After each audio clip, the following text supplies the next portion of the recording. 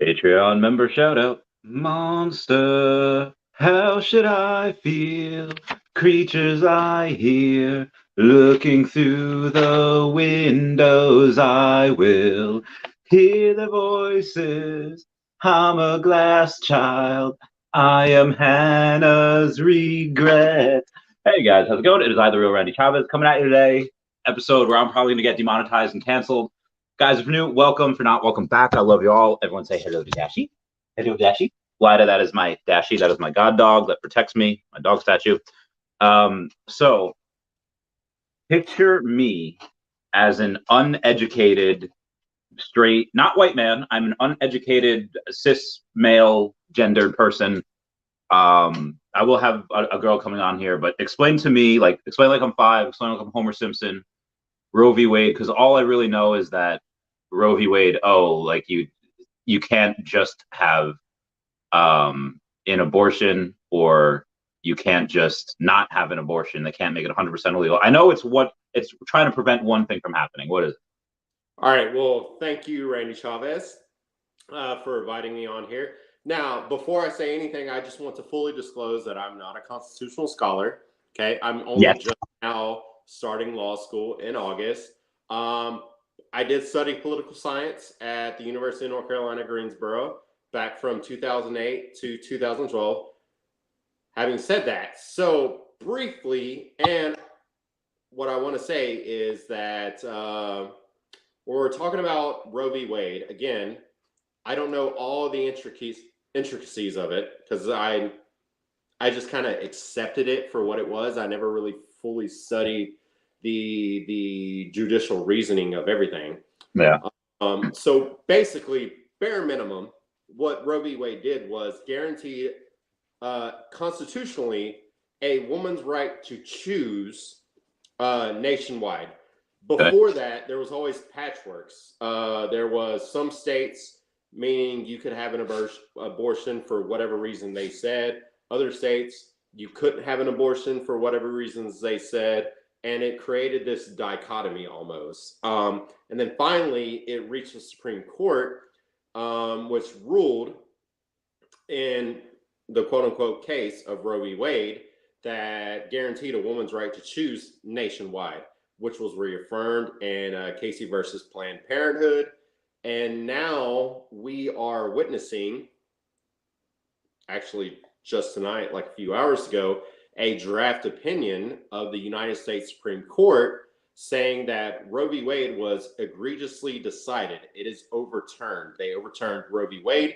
They also overturned Planned Parenthood versus Casey, which reaffirmed Roe v. Wade. Mm-hmm. So now what we're going to see is a reemergence of patchwork states, meaning some states guaranteeing a woman's rights to choose. And we already started seeing this in advance of the decision because actual constitutional scholars had already foresaw that this was going to happen because we are so politically divided as a nation. And with Donald Trump's appointees being a third of the court now, who were appointed specifically to be hostile to Roe v. Wade, we are now seeing this play out. Now, I'm not a woman. I will never know what a woman goes through in terms of what it means to be pregnant against my will, what it means to be pregnant even with my will, and all of a sudden my life is threatened or the baby's life is threatened or both. So if I were, though, I would theoretically, whatever, in some state that I'm in, presumably a conservative state, I would no longer have that right to choose, right? I would have to go to another state where it is legal. But here's the thing, because it's going to go back to the states to decide. Some of these states are now deciding that, well, we will, even if you are a resident of this state and you go to a state where it's legal, we're going to still try to charge you. And here's where it gets funny. Well, no, I'm not going to say funny. Here's where it gets fucked up. And it's going to go back to the Supreme Court again. I see this. Some liberal states are already deciding, hey, if Roe v. Wade, Planned Parenthood versus Casey is overturned, in all these conservative states outlaw abortion, and their residents come over to us to get an abortion, and they do get an abortion, and they find out they get an abortion, and they try to petition us to extradite them. We've already implemented laws to say that our agencies are not allowed to work with those state agencies, meaning our agencies are forbidden from extraditing, from working with them. It's Wait, basically a fuck you. so someone from like Georgia can go to some place like that's maybe like I don't know, a more liberal state, like can go on vacation in New York or whatever, and can like almost like seek asylum. Like, is that almost what you're saying? So there's a lot of questions to be answered from this point of view, because Yeah. what I foresee is Roe v. Wade and Planned Parenthood versus Casey being overturned. Yeah. But they're not going to really address anything beyond that. They're just going to say, hey, and Alito already said this in the draft opinion, was Roe v. Wade was the most egregious decision in this century, something to that effect. I'm not going to say it was those exact terms, Yeah. but what I remember, it's something to that effect. It was the most egregious decision ever, which means it goes back to the states to decide, which means you're going to see a patchwork of different laws. Traditional conservative Republican states where Republicans control the state legislatures are going to institute their own restrictions. Some will do blanket abortions, meaning the second, like Texas, meaning the second there's a heartbeat, or even Mississippi, the second there's a heartbeat, you can't have a fucking abortion. Others will do like, oh, you can have an abortion, but it's only for the first like 15 or 20 weeks. And then some, like the liberal states will do, will mean you can have an abortion up to the end of the second trimester. Who knows how this is really going to play out. But Yeah. basically, what's going to happen is, and I guarantee you, this is what's going to happen. The conservative states are going to say our own citizens are not allowed to go to these more friendly states to get an abortion. And if they do, we are going to investigate them.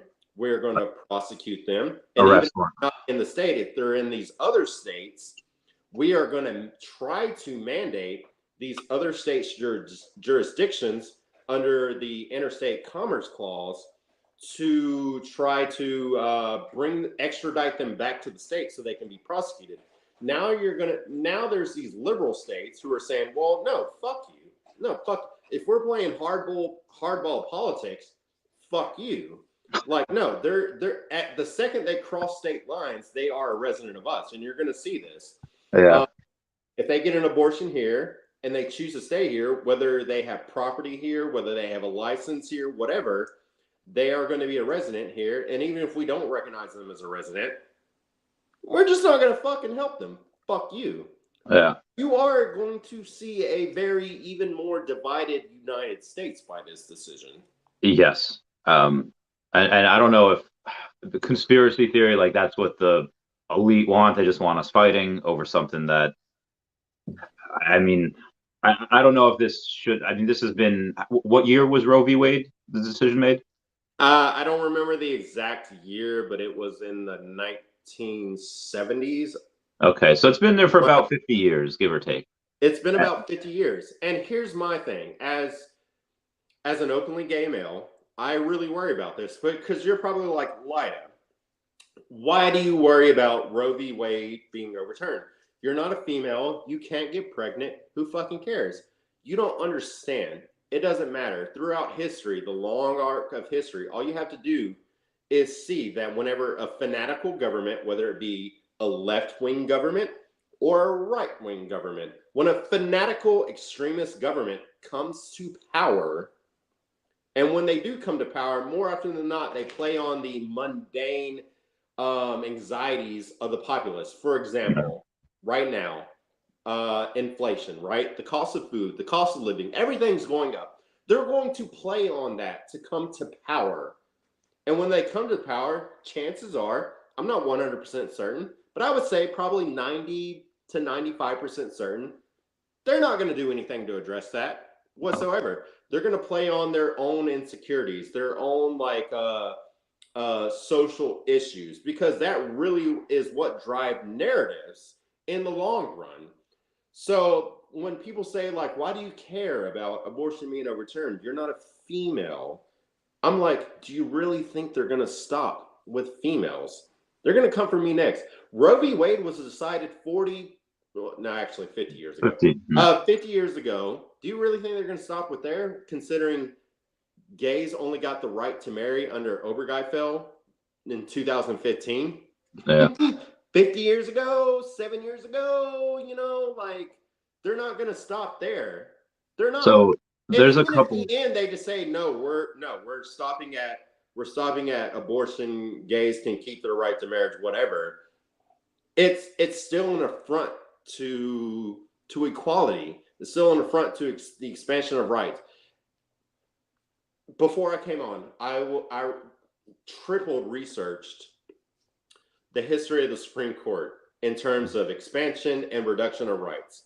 And traditionally, the Supreme Court does an expansion of rights, like literally 99.95% of the time, right? Okay. So what you're saying is they give you more power over yourself and protection from the government. Traditionally, when the Supreme Court overrules previous precedent, it's to expand rights. What we are seeing now is an overruling of precedent to constrict rights. Yeah. So there's a couple things I wanted to go over with this. One is that I don't like any type of government telling me what I can or can't do, because most of the time, like, they're wrong. Like, some judge in like Chicago is going to tell someone in Georgia, like, how to raise their child or something like that, or and go both right and left wing. So I don't like government having any type of this power. What is the argument for, let's say, hey, we have been kind of functioning relatively okay the last 50 years. And I get it. There's a lot of people that fall through the cracks. Like, well, I live in a state where they don't allow abortions and I can't afford to go get one. And you have a girl that was like raped, or it's an incest baby.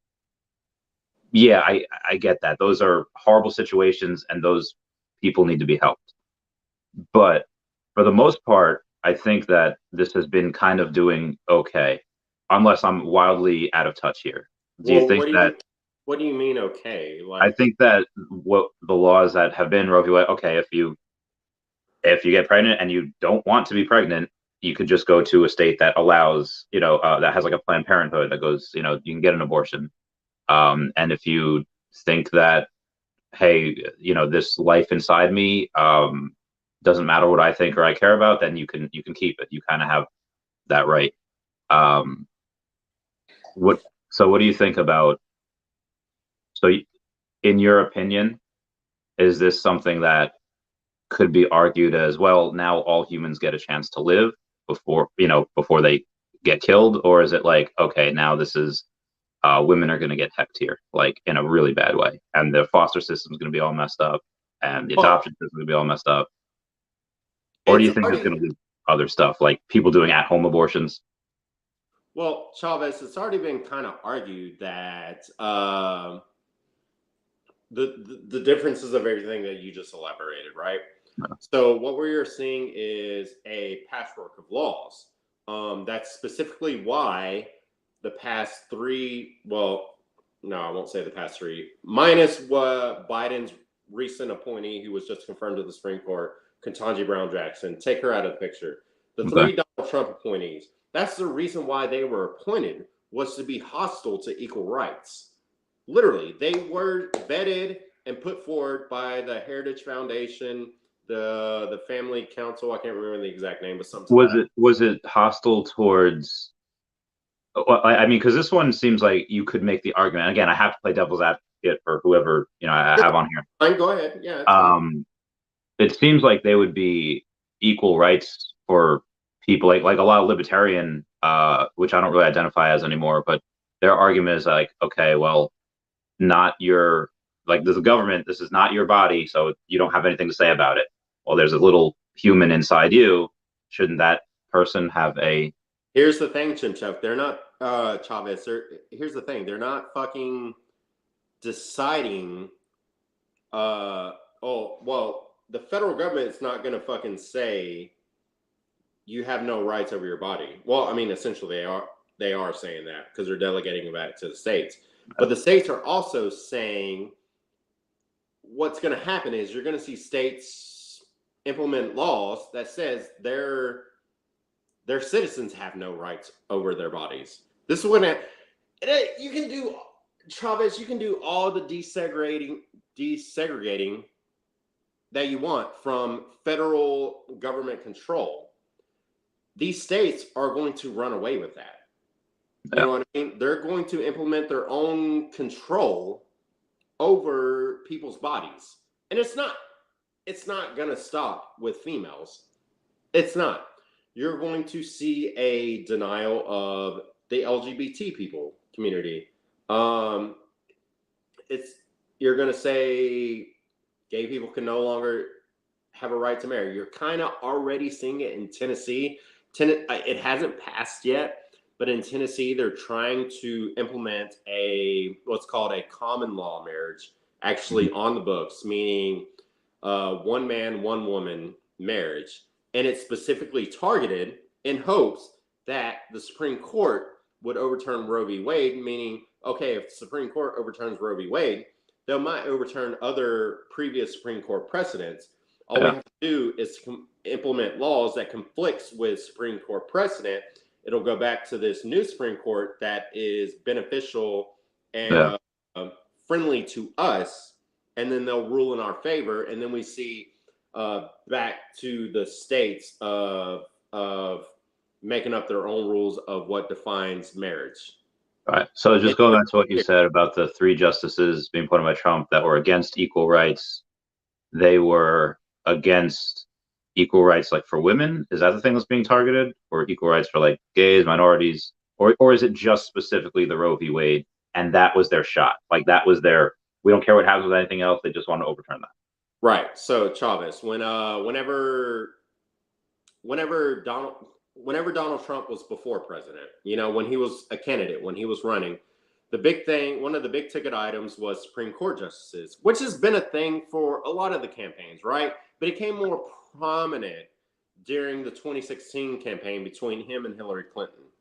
So he made it a point to say, hey, I'm going to only appoint justices that are hostile to Roe v. Wade. I'm only going to appoint pro-life justices. That was the verbiage that he used.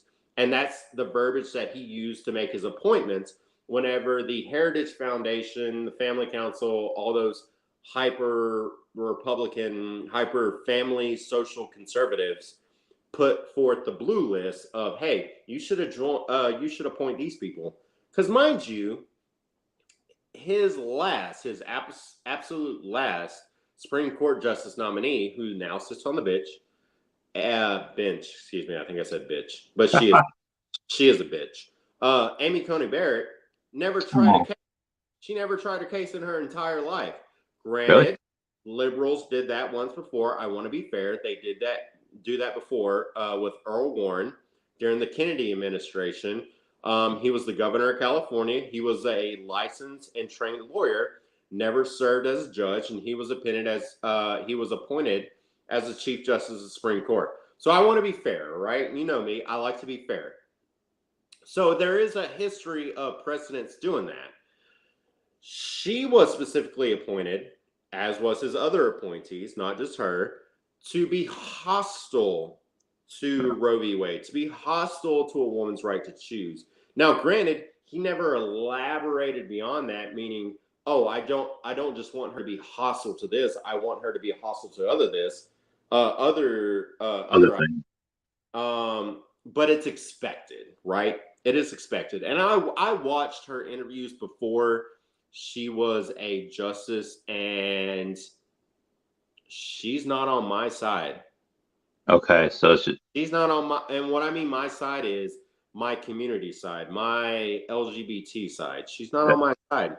And I really hope I'm wrong.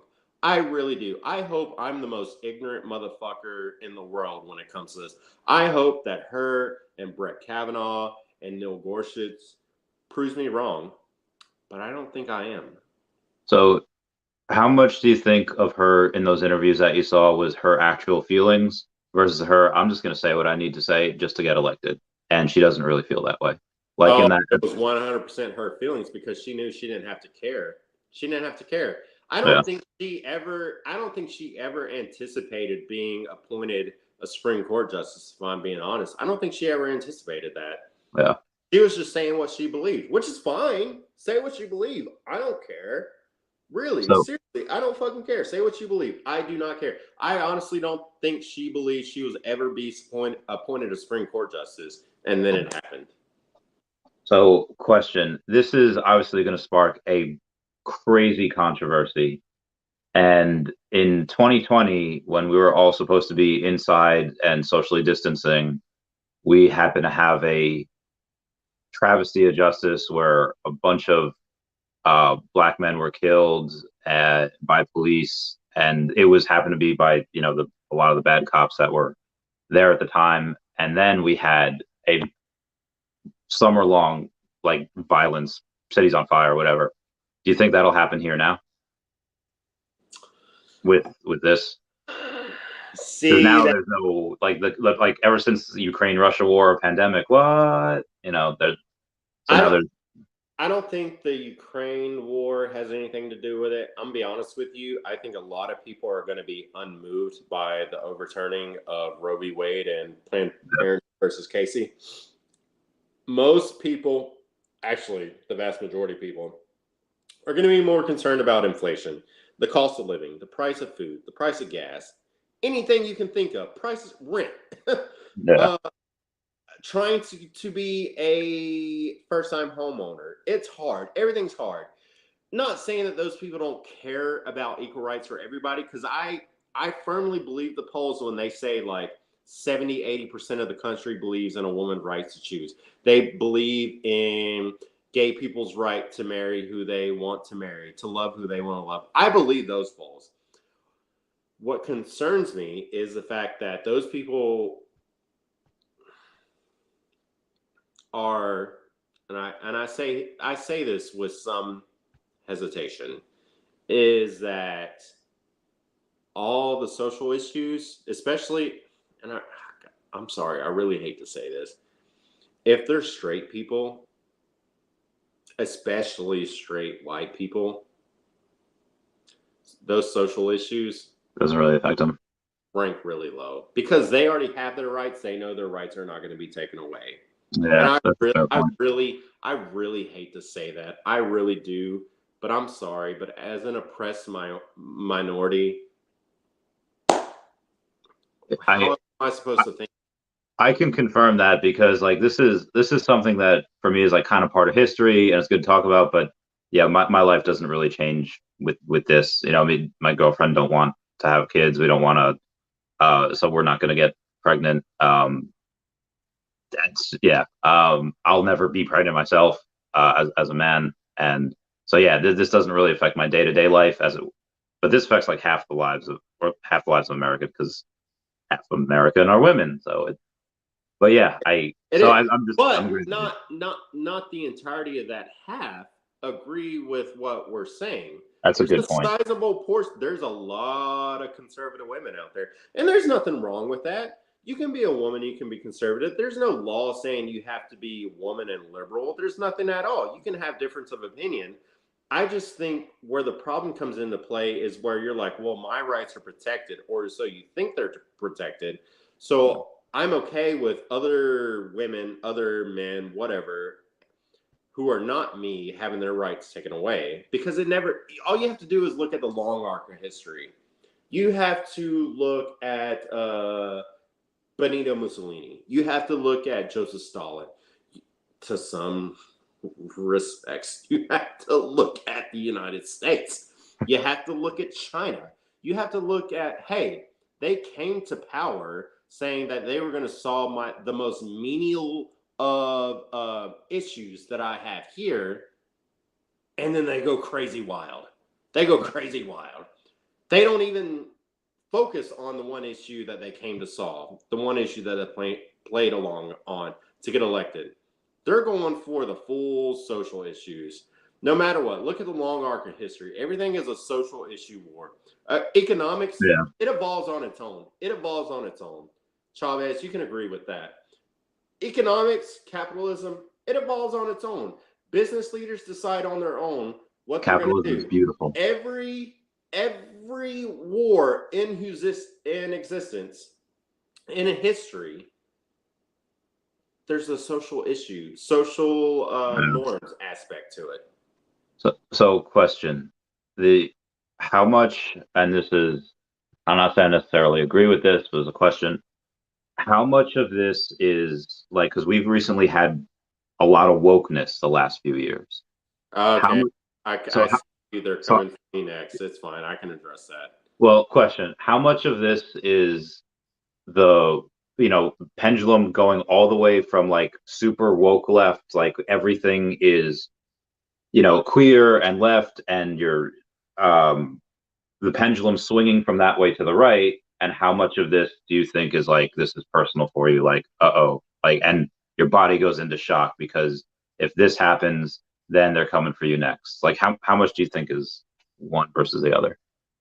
I think we're probably not fully left next, and I want to address whoever this person is saying this dude is biased and is superimposing his lifestyle on the rest of us.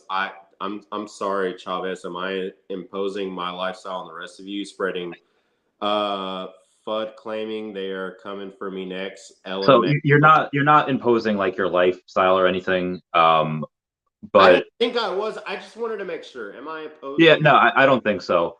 But I did want to address something that maybe, not that you'd like overreact to this, but thinking like maybe you would, like how much of this, like, okay, pendulum's so far left for so many years, it's just swinging to the right a little bit, like normal, like that does. Wouldn't this person be saying the same thing if the pendulum swung too far to the left? Because I'm gonna be honest with you, I would be against it even if the pendulum swung too far to the left. If there was some far left fascist government trying to oppose communism on the rest of the world, I would be against that too. So whoever wrote that, I respect your opinion to say that. I get it, but can you at least appreciate my point of view like I appreciate your point of view? Yeah. Like I would, yes, I'm like moderate, slightly left. It may not sound like I'm moderate left, but I think you are very moderate left. Like there's other people that could come on here that would just be complete, like super far left. Like everyone's a Nazi. I'm not for that. I know. This is why I talk to you. It's like, okay. I'm not for that at all. I'm not super one way or the other. Like I don't like what's happening in our country right now. And if it was a complete 180, I wouldn't like that either. I believe in a middle road. That's who I am. Look, I guess you could say if I like right now had to say like my personal opinion, peace soft. If I had to say like my personal opinion is I'm like socially center left liberal, fiscally center right conservative, defense wise I'm hawkish, right? I think Joe Biden when it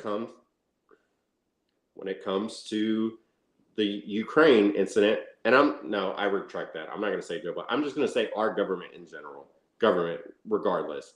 When it comes to the Ukraine war that we're seeing right now, I think we're not doing enough to help them. I actually think the opposite, because like the one thing that I think Biden is like doing right is like not engaging in Russia and not doing that, because like freedom ain't free, dude. Dude, you don't want none of that. So, like, Putin is crazy, and again, he waited till Trump was out of office to do crazy. Other crazy. Yeah, but sometimes, and I'm not saying this is true with every battle, but sometimes, and nature has proven this, sometimes you have to fight fire with fire. That's what. All right, so Putin did not do this with Trump in office, because Trump would have dropped 20 mother of all bombs. Trump was his little minion. Trump didn't start any new wars. Trump was the only president where we served in our adult lives that did not start any new wars. That was and now granted, Biden was the one that pulled out, congrats to him on that. I don't like the way he pulled out. I respect your opinion to believe that, Chavez, but I respectfully disagree. On which part? The fact that Donald Trump was not Putin's little minion. Oh, yeah. So you agree that he didn't start any new wars, and that okay. So we're arguing semantics now. That's true.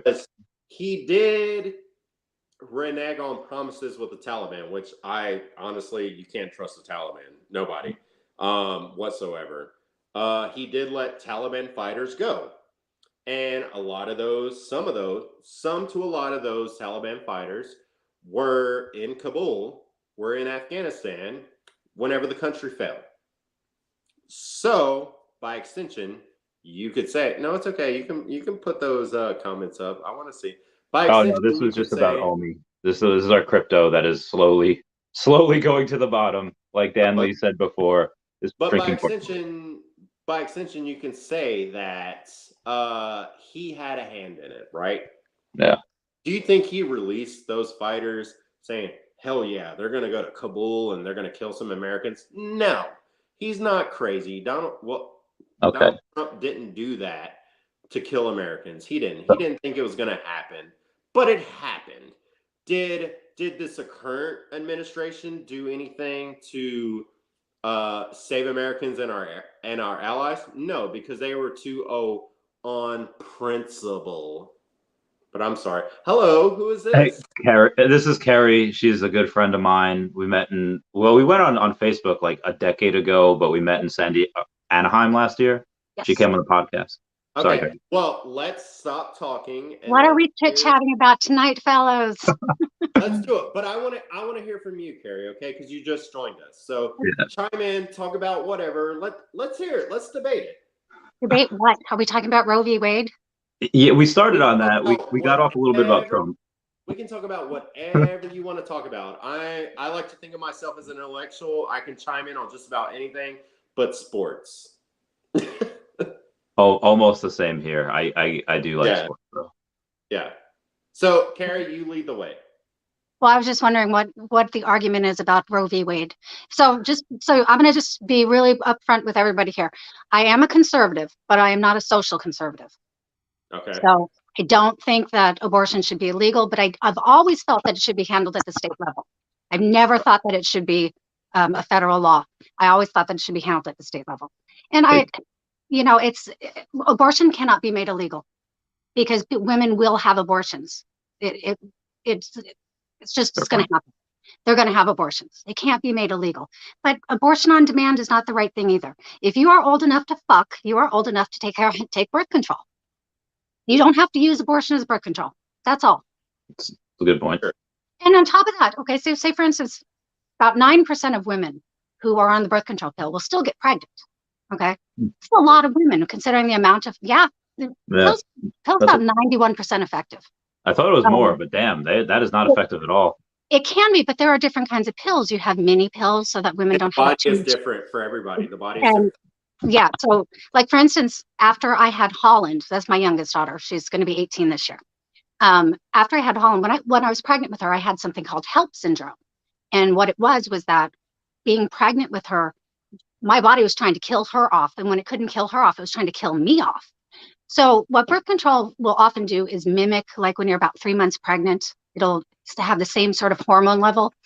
And so after I had my daughter, there was no way I could go on birth control because I would have ended up in the same position. No. There are women like me. It's incredibly rare, though. So, I mean, the way I feel about it is if you are old enough to have sex, you certainly should be taking responsibility, and especially women. It can't just fall on men with condoms. It has to be women, too. It has to be an equal thing. Yeah, both. Sure. Yeah. So, don't pull your pants down unless you can face the consequences, because the fact is you still can get pregnant on birth control. Sure. It happens, and but I don't think it should be handled at the federal level. It has to be handled at the state level. And there does have to be a limit because, again, you should be able to decide whether you want to have a baby, within a couple of weeks when you find out you're pregnant. It's either going to be, oh, hell no, I don't want no kid right now. Or it's, Right. So here's a couple of my questions, Carrie. By the way, nice to meet you again. I'm Jonathan. Nice to meet you. I served with him back in the day. He's a good guy. Yeah. So here's a couple of my questions. Well, first of all, I need to be upfront. Like, I'm not a doctor. I'm not a nurse. I'm not a certified nurse practitioner. I know nothing about health beyond basic my health, right? Okay. So, but I do understand that there is I don't want to say universal, somewhat near universal agreement that a life in the womb is not able to be saved beyond a certain point in time, right? I'm not going to say what the actual like exact week is, whether it's 15 weeks, 16, 17, 18, whatever. But what we are seeing is some states saying, okay, beyond 15 weeks, you can't have an abortion. And there are some states, the second you detect a fetal heartbeat, can't have an abortion. And then we see some states who are trying to go above and beyond using the same precedent that is about to be set. It's not set in stone as of right now, because it's not set in stone legally, traditionally, until all the justices on the Supreme Court are sitting en banc and then actually read out the opinion, which is probably going to happen sometime next month, right? And then some states are going to take that decision and they're going to go further with it, and they're actually going to go prohibit. And I've read this. They're going to prohibit birth control in all forms, to meaning the pill and condoms. Who on earth said that? Probably won't pass. I'm going to say probably won't pass. Hold on. I know it's funny. And I laughed when I read it too. It probably won't pass, but it's still a real threat. Okay. So here's extremism. It's just like extremism on the left is a real threat. Yeah, extremism of any kind is a real threat. Okay, it doesn't matter whether it's medical, it doesn't matter whether, it's extremism is a threat. Okay, right. I'm not a zealot about a whole lot of things, trust me. No, I know. But here's the thing. So I'm a conservative, and again, that's fine. For the most part, the way I grew up was I'm a live and let live kind of gal. Whatever you choose to do in your life, your business. I don't care who you marry. I don't care who you screw. Well, within laws there. I don't care what you do with your life. It makes no fucking difference to me. Okay. And I'm a conservative living in California. So you know what would happen if God, you're a conservative living in California? I'm so sorry. If I was really, really opposed to, well, I mean, this state's pretty bad. Okay. I mean, when you're paying I'm a liberal. I'm a center left liberal, and I agree with you. I mean, this is the most beautiful state in the nation, and they have the worst government. It's just like there are some days I wake up and I'm just like, I want to go home. But here's the thing, for my family, it's important for us to be living in California for right now. I mean, we have a house in Las Vegas. My husband and I'll probably retire there. But the second that this state does something so egregious that I need to piss myself over it, I'm going to move. And that's how I feel. I'm like, if you're living in a red state and, they pass what you consider draconian abortion laws, move. It's like all these people trying to censor everything that you read or everything that you watch. How hard is it to just block someone or turn the channel? This isn't that hard. Done. Piece of cake. No skin off my nose. It's not that hard to block a person. I'm sorry. Go ahead. I don't want to interrupt you. This is how I deal with this in real life.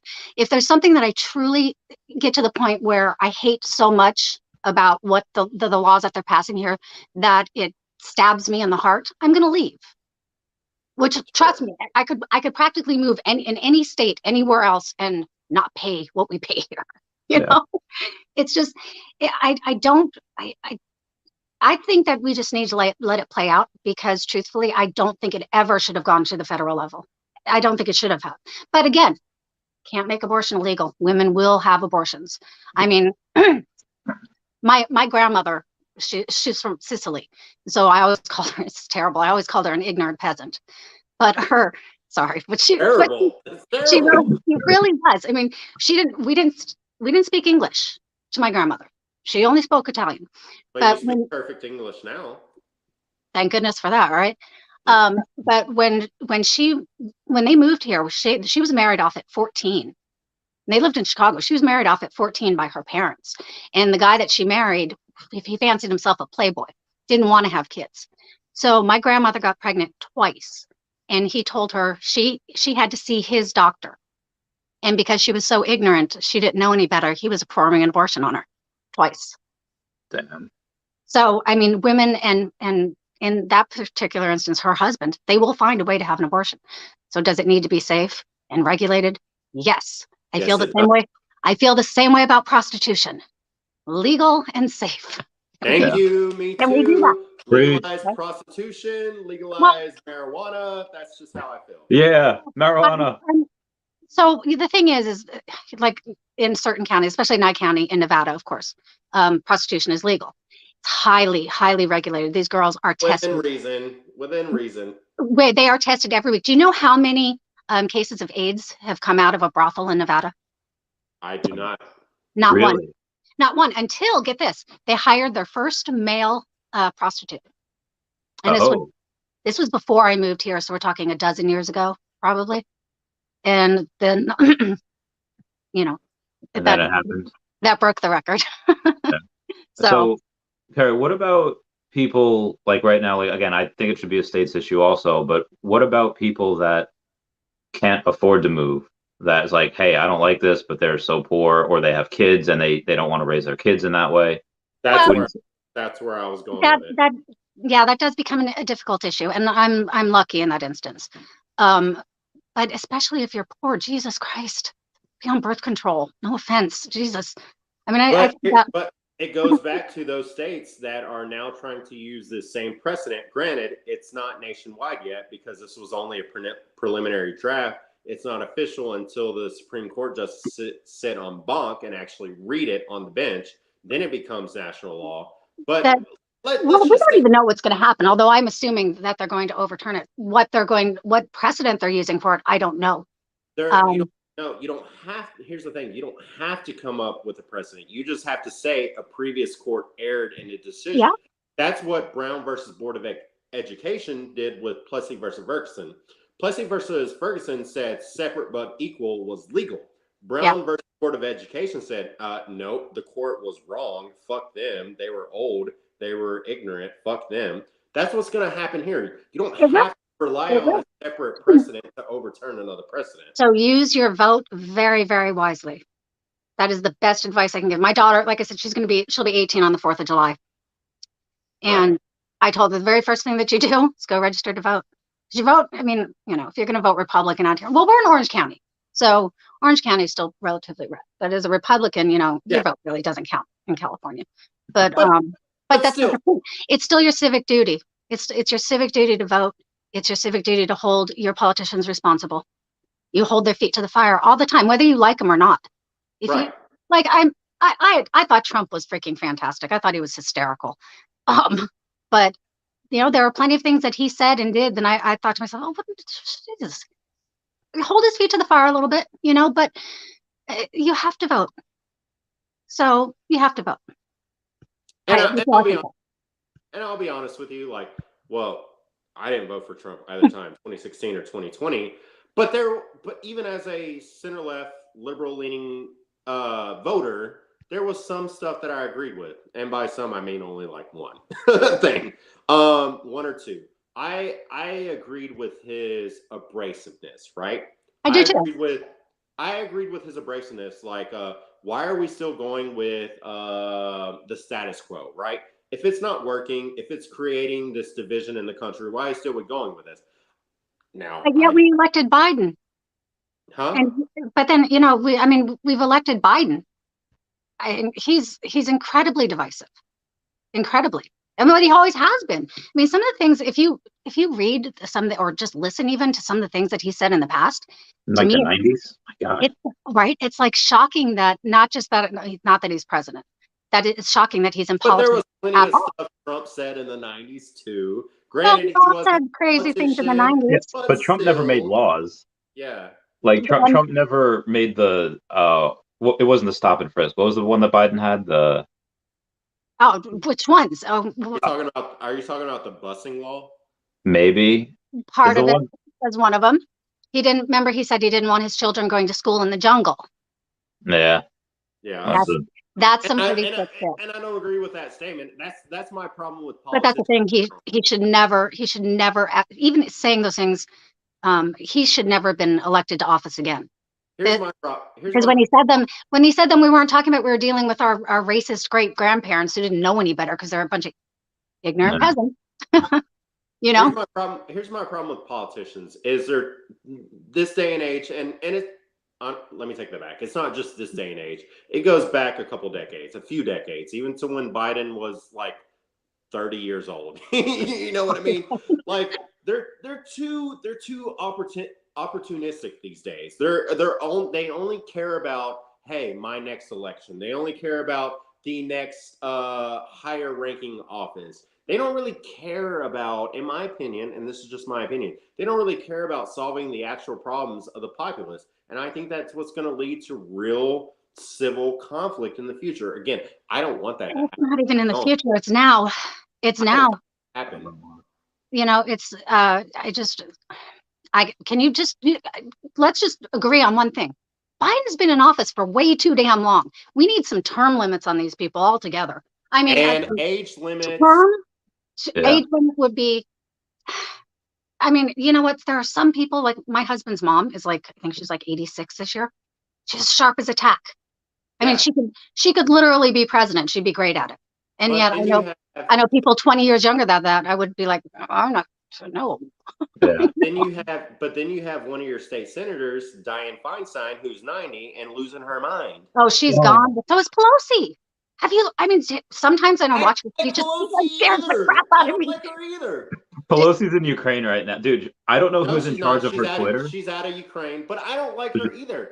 You would think, oh, he's center-left liberal. He likes Pelosi. No, I don't. No. There are plenty. Chuck Schumer either. Oh, no. Chuck Schumer drives me insane. Wait, we just like. It was like, you know, I grew up, like I said, I grew up in Nevada. So Harry Reid was always a household name. And I mean, I hated him. My whole family, we had this really bad relationship with him.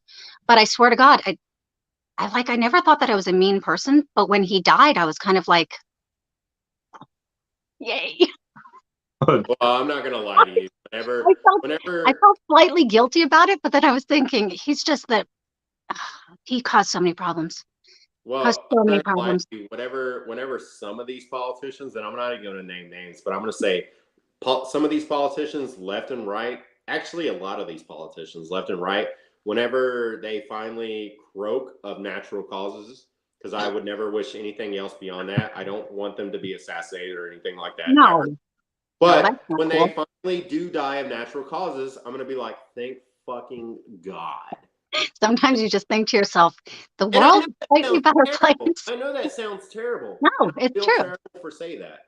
But it's the truth. There are people genuinely, like, when I look at them and I think about them and the things that they've done and how I feel like they're truly evil, like Hillary Clinton. I wouldn't shed a tear. I wouldn't care. She and her family are horrible, you know. Mm-hmm. The Bidens are too, and I'm sure the Trumps are, you know, I'm sure they've got business dealings that, you know, but it wouldn't have mattered if they hadn't gotten involved in politics, you know. There's only one reason to get involved in politics. I don't know if anybody actually goes into, you know, I don't know if anybody actually goes into lower politics thinking that they're going to save the world. But I think more than likely they go into it for power, because that's the only reason I can think of to go into politics. It's for power and money. You know, it's narcissism and it's entitlement. And that's what I agree with you. That drives me crazy about Hillary. She thinks that she's the queen and she deserves to be president. She'd be a terrible president. Sure. She'd be terrible. Oh, and I know she's going to run again. Ooh. Is it all right if I refer to you as girl? Okay, I'm a little bit old for that, but feel free. Girl, woman, you're not going to get offended if I refer to you. I don't get offended. I don't get offended by much. Trust me. Right. You're not going to get offended if I assume your gender, are you? No. Well, now I don't know. But no, it's all joking aside. No, I'm sorry. It's the truth. That drives me crazy too. Drives me crazy. Are you assuming my gender? Yes, because this is how you look. If you don't want to look like that, change your gender, do whatever you want to do. I don't give a shit. Don't I shove had it in people your face. ask me the other day if I was taking female hormones because I shaved and I have long hair and still remnants of nail polish. I was like, man, this is bad in between look for me. Chavez, Sorry, keep going. Chavez, I'm I'm not even Italian, so gonna lie. I talk with my hands a lot. So right when you said, "Hey, can you come on this?" I took my black nail polish off because I knew I'd be talking with my hands. Why? Why did you take your black nail polish off? What is it with black nail polish? Why does it chip? Any I other don't color know. I don't wear nail polish, so I don't know. Yeah, any other Mhm. color I use is fine. To use black nail polish, shit just chips right off. Yeah. Sorry, they're gonna have so- Ken do all the dishes from now on. Every time I hang out with Chavez, he's always has black nail polish, and he always has this luscious, long flowing hair, and it pisses me off because I'm bald. Yeah, Damn but it, you're it's not fair. bald. Huh? You know, you're a good bald. It's okay. Well, You know, thank you, there's but I some miss there's I some miss bald my that isn't hair. great. I It's miss like, my you hair. know, Yeah.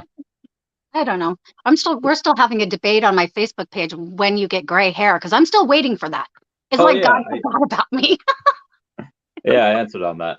I'm gonna be 32 next month, and already on my beard I have some white hairs coming through, and I'm like, no, I'm too young. Stop it. I will be 48 on Christmas Eve, and I have no do gray not- hair. You do not look it. Yeah, she was great. I'm gonna say that. Thank you. Yeah, it's I'm telling you though, I think it's living in Southern California. I really do. I feel like if I spent the last decade in the desert, I think I'd have been dried up like a prune. Well, it's probably not only that, it's probably all the arguments that you get into with all the far left liberals that keeps you active. So you're like, yeah. You know what? I just, for a long time I did. And, you know, life is just too good to bother with it. You know, I have too many things going on. I had a great family, you know. I mean, well, my dad's dying, so that kind of sucks. But I've got a great, he's in Costa Rica right now, Randy. Can you believe that shit? My brother whisked him off to Costa Rica in the middle of chemo. That's where okay. Yeah. So following that on your Facebook. Yeah, so Carrie's life is wild. Lyda, you got to go and view it one day. I forget which number podcast it was, but like people were messaging her afterwards, like, "Hey, you need to write a book. Hey, you need to." Like all my fans were just DMing her. No, do it. I would totally read that book. Yeah, leave it. So we gotta. All right. Wow, I'm so far behind on comments. I'm sorry, guys. But we gotta ask of comments. It's good. You are all this right You're back. all sexy mofos. Thanks for the super chat, man. So we have what do you think, Kerry, do you think that because inflation is so high right now and you have the war in Ukraine and Russia that people won't care about this? Or do you think this is something that will be like reminiscent of 2020 where protests in the street, buildings on fire? Yeah, well, let's think about this. What Supreme Court, what law has been more divisive than Roe v. Wade? Where you have one extreme side saying, "Oh no, you should be able to have an abortion up until crowning," and the other side going, "No abortion at all." Somewhere you got to meet somewhere in the middle there. Plessy versus Ferguson. No, Roe v. Wade. You still have Plessy versus Ferguson did separate but equal laws, and that created the civil rights movement and the burning downs of buildings, the marches, everything, which finally led to the Brown versus Board of Education, which overturned. Plessy I still think Roe v. Wade is more divisive, just because you have, like I said, you have so many. I mean, even it's not. I don't blame anybody for the way they feel about abortion one way or another. I'm kind of like Queen Elizabeth I. I have no desire to make windows into men's souls. What you choose to do with your life is you have to live with the consequences of it. Sure. You know, so those decisions have to be yours. I can't tell somebody what to do with their bodies. I can't tell somebody what to do in their relationships, and I don't care.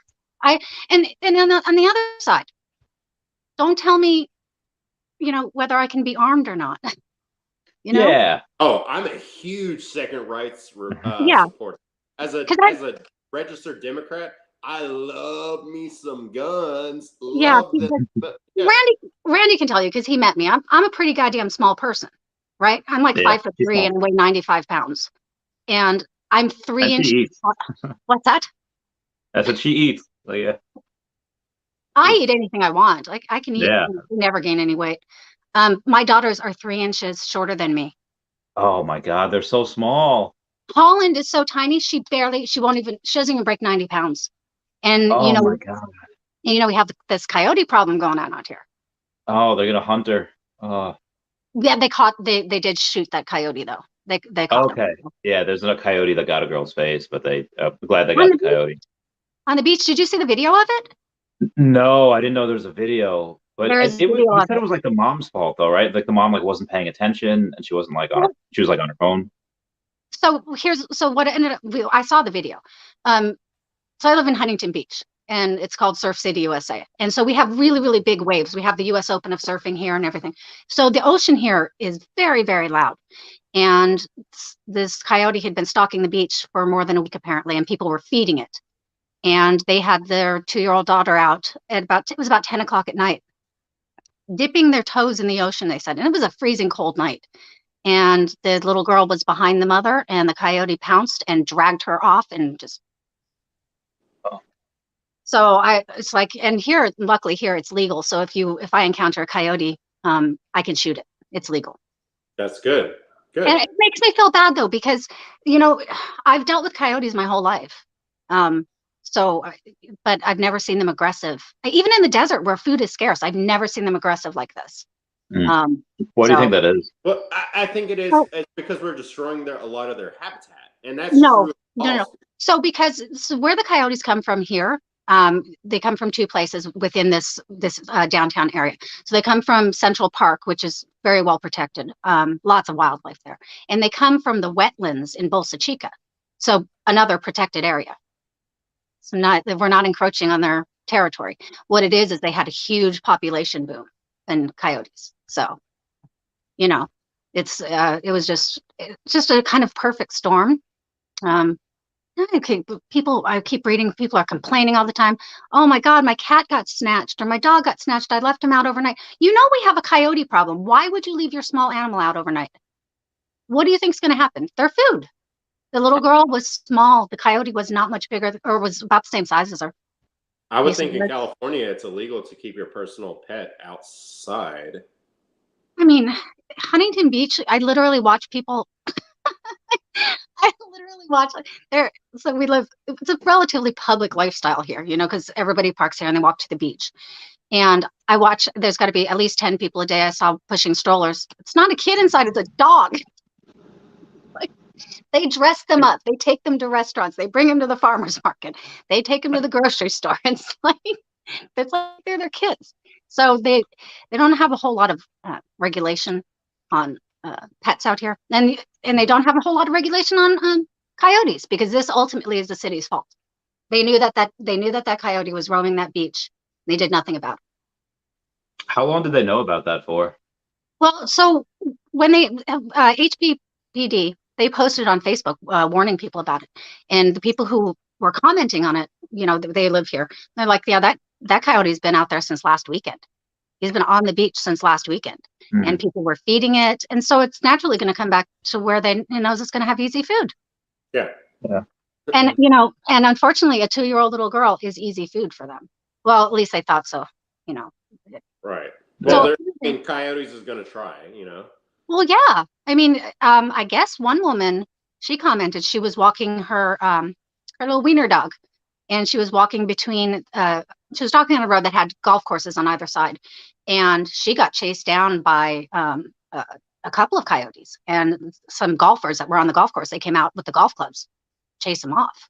So and in a lot of neighborhoods, when you drive into the neighborhood, there are caution signs, like big old stop signs that say warning, coyote danger.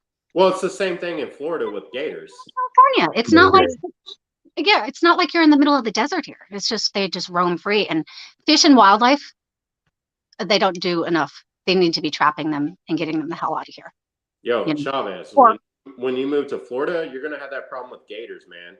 Like there's plenty of signs that says gators roam here. Did you see the photo of the 11-foot gator that just roamed from one lake across the road on the other lake and just stopped on the road because it was warm? Because gators are cold-blooded. Did you know though that it wasn't an alligator? It was a crocodile. It was an Oh actual no, crocodile. Where the hell crocodile, did that come from? alligator, Do you think that crocodile, was brought in alligator, from doesn't somewhere? matter. It had to have Still, been. I'm just like, whoa, what? Yeah. It had to have been brought, and it was big. So, and I don't know if they ever said like if it escaped from a zoo or something like that. No, it was no, it wasn't. Where did It it wasn't come any from? kind of Was somebody keeping it as a pet? I mean, what the hell? no. It was in a lake that everybody knows is heavily populated with crocodiles, gators, what, however, Well, there is a crocodiles aren't native to the U.S. That's why I'm yeah. saying that's why it's so shocking. But no, it happens all the time in Florida. You have signs saying, "Hey, gators exist here. They cross the roads." Even in parts of Disney, there's signs saying, Oh "Hey, yeah. leave your children I got to take a unattended picture of because that. gators exist here." Like So I had to take a picture of that said, Randy's a guy. Surprise. yeah. Yeah. I mean, I okay. Like I was telling Randy last time I talked to him, things that I hate out here are freaking possums. Those things are so gross. And Oh, but they eat ticks though. They're I like good. know, I know. And they're genuinely afraid of people. So every time one wanders, I scream like a little girl because they're so ugly and they just run off. But raccoons, they'll stick around. You know what happened to me today? I What? was on my way to FedEx and I'm driving down. I'm heading toward beach, right? And I'm kind of I'm going gonna slow. go to the bathroom. I'll be right back. You go, Lyda. Drain that main vein. Be right back. So I'm heading towards beach, right? And there's a freaking dead skunk in the road. And I'm like, oh, that's so gross. And sure enough, not 10 seconds later, the whole truck just stank. It was so bad. I can do Oh it. no. Run it over, Randy. It was I to me. so the last place I was at, where I was at my friend Mark's, and I lived downstairs. Like him and his wife had the upstairs, me and his daughter had the downstairs. My room, her room's the bathroom. And she had a friend over, and she's like, let's go to like 7-Eleven. So we go to like 7-Eleven, we walk there because I wanted to play that Harry Potter game Unite. And so I'm walking and I'm doing this stuff, and I noticed that there's a dead opossum in like the road. I was like, oh, that, like whatever, it was there. And then we're on the way back, I noticed it again, and then we hear like a crunch. We hear like and something like ran it over. I was like, all right, no, we're good, we're going. And I look back to see her friend, and her friend's in the middle of the road taking a picture. I was like, Athena, you can't just do that. Like, I thought they would be like shocked and like lost, but then there's like, no, this is cool. It's like, oh my god. Do you know what happens a lot here? Is I'll go to take the trash out, and somebody has picked up a dead possum and thrown it in my trash. Oh, that was scary. It's happened more than once, and so there's a lot of times I don't like taking the trash out. I just finally just got to the point where I'm like, can you take it out? There might be a possum in there. Yeah. But they're always dead. It's just they're so gross. Poor little guys. I mean, I know that they're nice and everything, but Jesus, they're so ugly. They have really pointy teeth. Really pointy. They're just ugly creatures. I don't know.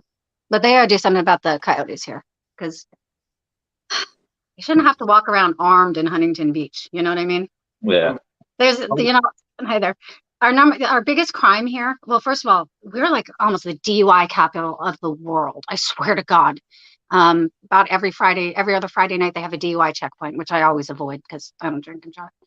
But bicycle thefts. That's like that is the biggest crime here is bicycle thefts.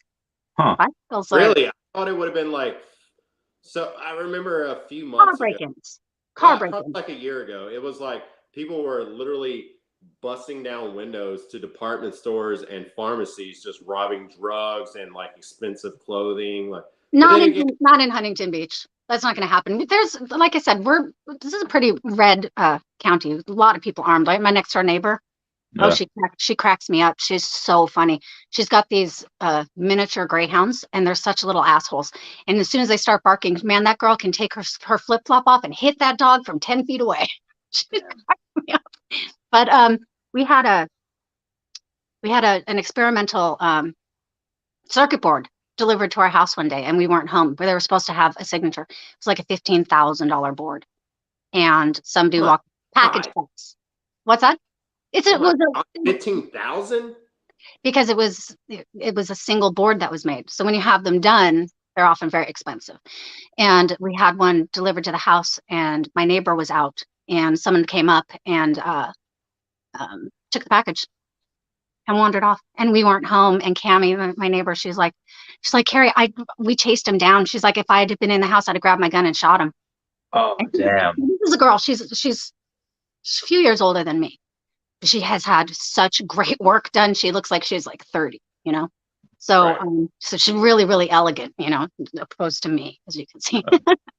But yeah, You look really elegant. yeah, well, not really, but it's very hot tonight.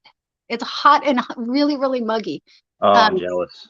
But yeah, she was like, I would have shot him. I was like, Cammie, I wish you would have. She's very aggressive. I really like her. She's moving soon, so that sucks. You're like, she's really aggressive. She'll shoot you in the head. I love her. I do love her. I absolutely do love her. That's amazing. We have like kind of the same mindset. So in any case, hopefully everything will work out the way you guys want it to work. I don't have an opinion on it one way or another, because my only thing is for me, and I think you were probably already watching before you logged on and chimed in. I know I actually wasn't. Unfortunately, I was super busy right until the moment that I signed in. Oh, well, my only thing Sorry, is, Randy. It's all good. It's all good. I'm a student of political science. I studied that as a undergrad, bachelor's. I don't claim to be a political science expert. I'm not rich, so I'm not guaranteed to be the Secretary of State in the future. Right. Here I'm fanning myself with a paper plate, y'all. Yeah, no, you're good. My only thing is, like, I am cognizant of history. You know, I am cognizant of what has happened in the past, and if you don't remember, it can repeat itself in the future. As a gay male, I feel like, all right, so if we're going back to this states' right issue, they're not just gonna, in my personal opinion, either one. They're not gonna outlaw gay marriage. I don't understand why it's. I mean, I can understand in certain countries where it's a religious thing. I don't know why it's just not absolutely universal. Are we a religious country in and of itself? Gay marriage is still legal. Abortion's still legal right now. For now, that's the point I'm trying to make. For now. Here's one thing, and I'm not going to be mean to either one of you, because obviously I am going to assume your genders. Don't you dare assume my gender. I am a male. I was born male. I was raised male, and I want to live my life as male. Don't you dare assume my gender. Like I said, I had 2 life-threatening pregnancies. My youngest daughter, I was 25 weeks pregnant. She was 3 pounds. It's like tiny. Wow. No, she was in the incubator for a long time. But they were really just trying to save our lives at that point. Yeah. And the doctor came in because I was crashing really bad. So what it is you have it happens is your liver enzymes just explode and your platelet count drops. So you're basically dying. The blood vessels in your liver are slowly exploding. But I had to make it at least 48 hours for steroid shots to mature her lungs. Oh. And on the fourth day, about 20 people rushed into the room because they'd been taking blood from me. I mean, they were like feeling around my neck because my veins were just collapsing. Oh, Jesus. And my doctor came in and he said, my husband was there, and they brought a priest. Oh, wow. My husband's freaking out. And I'm paralyzed because they had me on magnesium to keep me alive. And I'm paralyzed. And the doctor said, if it comes down to it, whose life do we save, yours or the baby's? And I said, my baby. And my husband, I could just saw the look on his face. And the thing was, in my mind was, it would have been a burden on him, of course, to raise, 2 young kids by himself. But it was still my choice. And I didn't want him, it was my choice. Could you have made that decision though? Like you said, you were on drugs, and you said you were like paralyzed. Like, were you still of sound mind? Oh yeah, They had me on magnesium. It prevents preeclampsia, so and it prevents having seizures.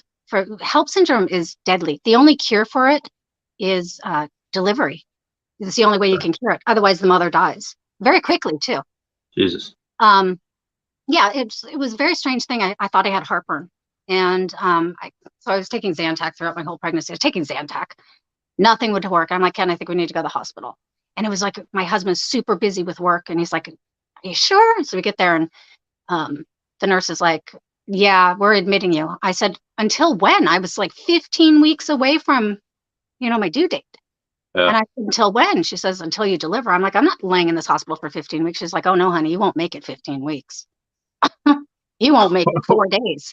And on So the fourth, that bedside manner, my God, man. and on the fourth day, she was exactly right. And it was a nurse that caught it. It was a nurse that saved my life, not a doctor.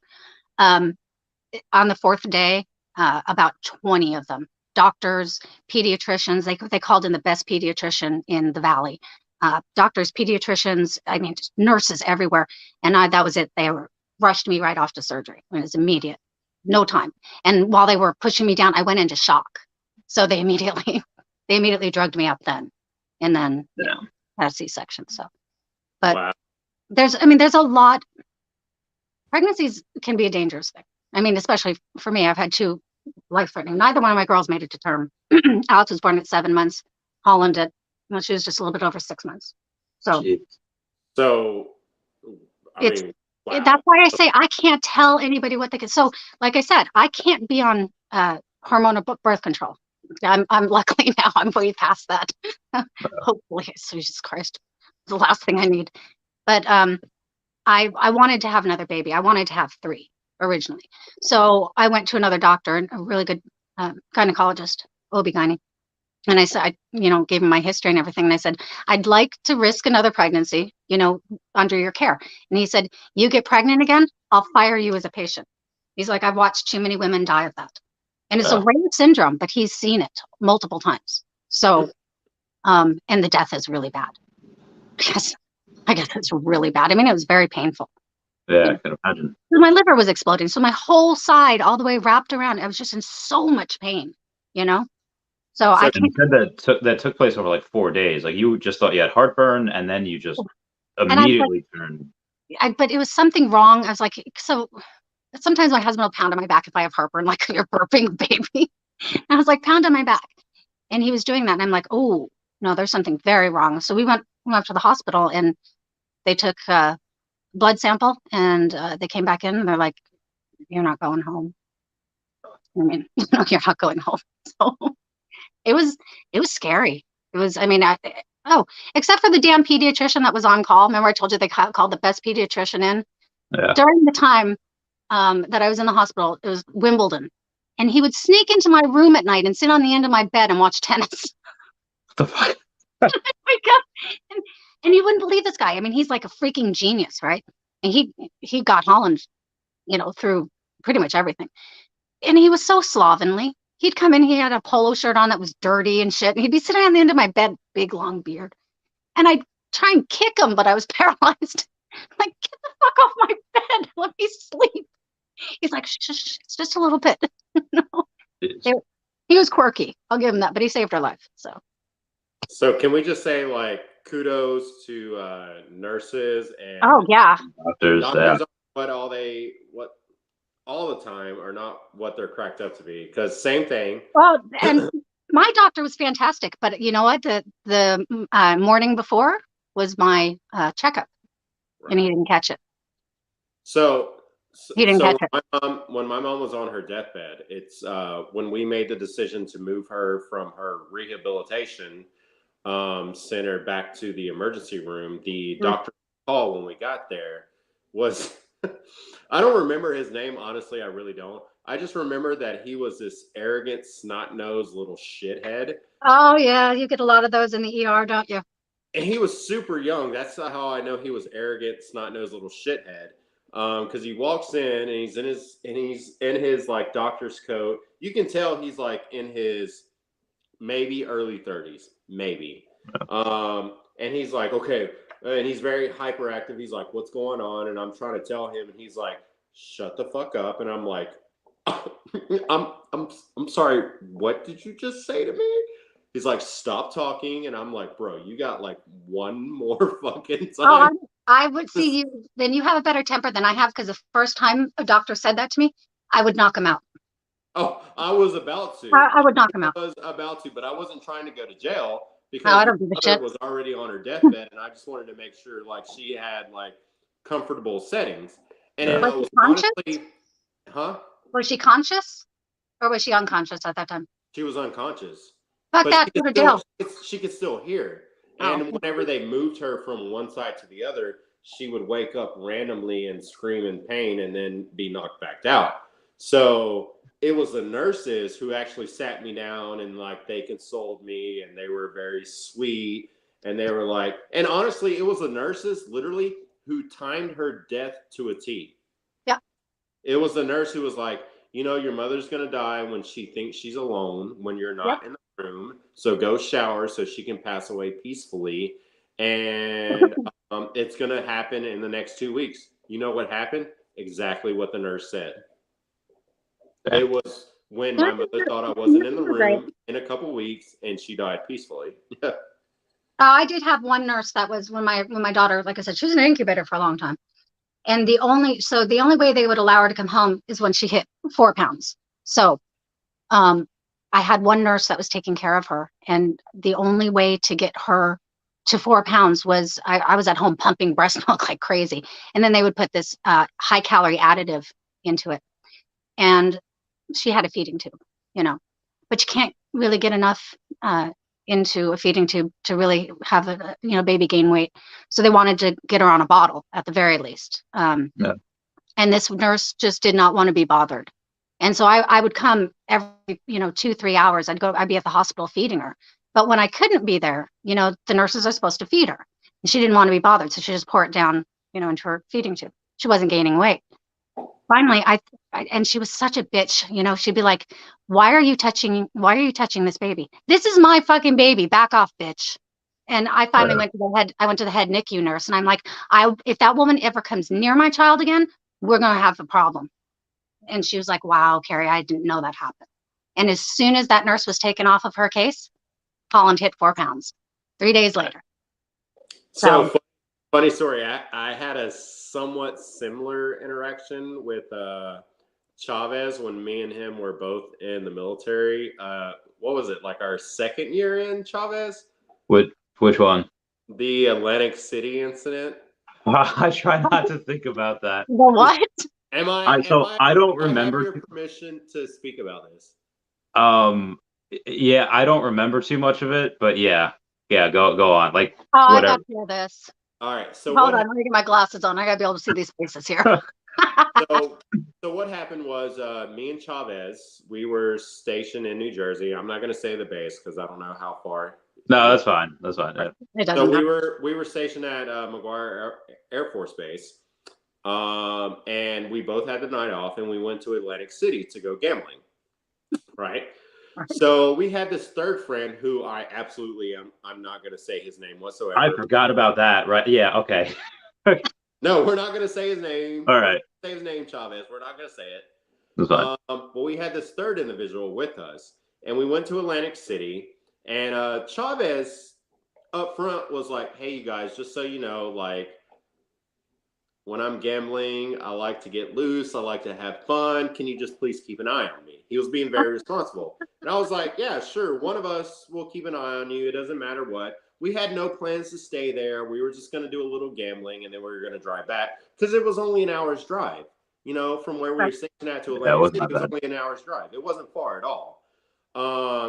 So when we get there, I turn to our third person, and I'm like, hey, can you keep an eye on Chavez? I'm going to go to the bar because it's happy hour, being half off drinks. I don't gamble. I don't. Like, it's nothing against anybody who gamble. I don't care whatsoever. It's just not me. It's not what I do either. Yeah, I don't do it. It's cool. I'll go for happy hour. You can gamble. It doesn't work. Yeah, and you can smoke at the bar. So I was like, I'm sold. Happy hour and smoking, we're good. So I go to the bar. And I'm literally on my first drink, and the person we're with comes up to me and he's like, "Hey, I need your help with Chavez." And I was like, "Are you fucking kidding me? Are you fucking kidding me? Like, we literally have only been here like an hour tops." How much did you drink? I don't. From what I remember not drinking that much. As long as you don't remember, right? I either had a bunch or I was like roofied. I don't know. I honestly think you would know if you were roofied.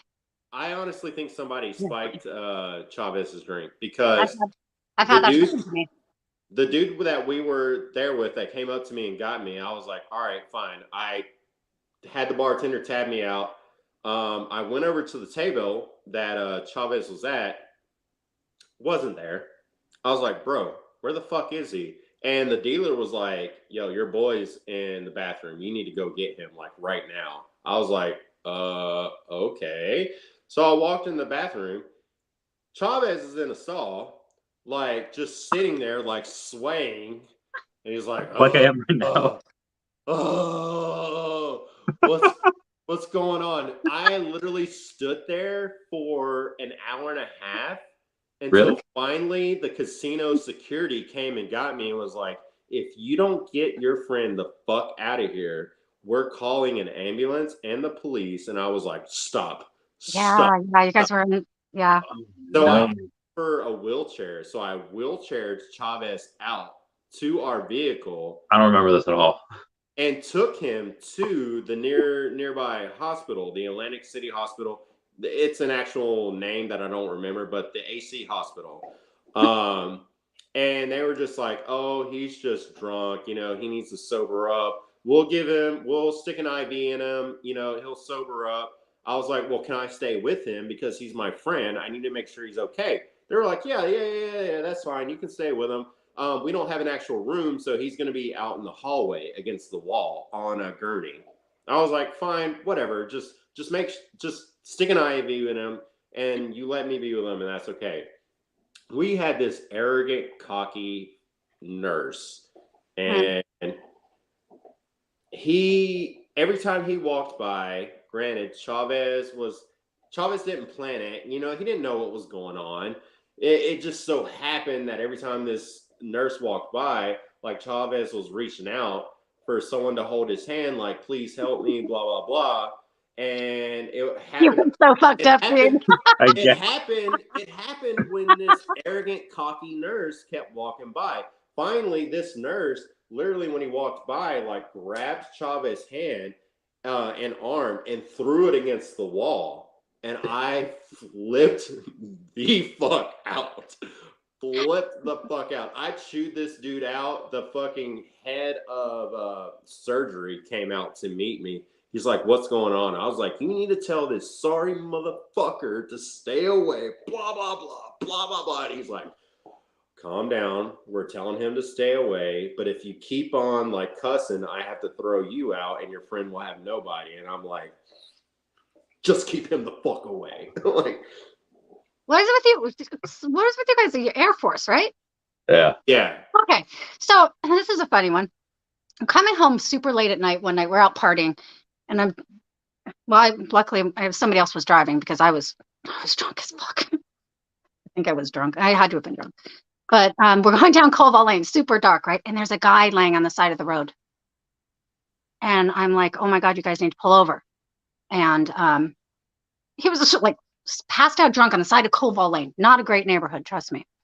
And I get out of the truck and I get out of the car and I'm like, should we call the police? And they're like, well, why don't we check his ID? Well, he was from Nellis. He didn't want to call the police because he was passed out on the side of the road. And so I put his wallet back in his pocket and I'm like, let's see if we can just stay with him till he wakes up at the very least. Fucker threw up on my $300 cowboy boots. I kicked him right over onto the sidewalk and left. Damn. I'd be mad. $300 cowboy boots and I'd be mad. I mean, Jesus Christ, yeah, because when the way we grew up, we always had horses or dirt bikes or both. We always had both. But so when you make an investment in cowboy boots, my feet haven't grown since I was 12. In fact, I haven't grown since I was 12. So when you make an investment in cowboy boots, you tend to spend a lot. Yeah. My mom used to always call me a shit kicker. She always called me shit kicker. She hated horses. No, she was a snob. She was an Illinois snob. So she rode English, and I would ride Western and bareback. I mean, I could ride English. I just didn't like to. But yeah, she used to always call me a shit kicker or shit heel. Hey, Carrie, what are you doing today?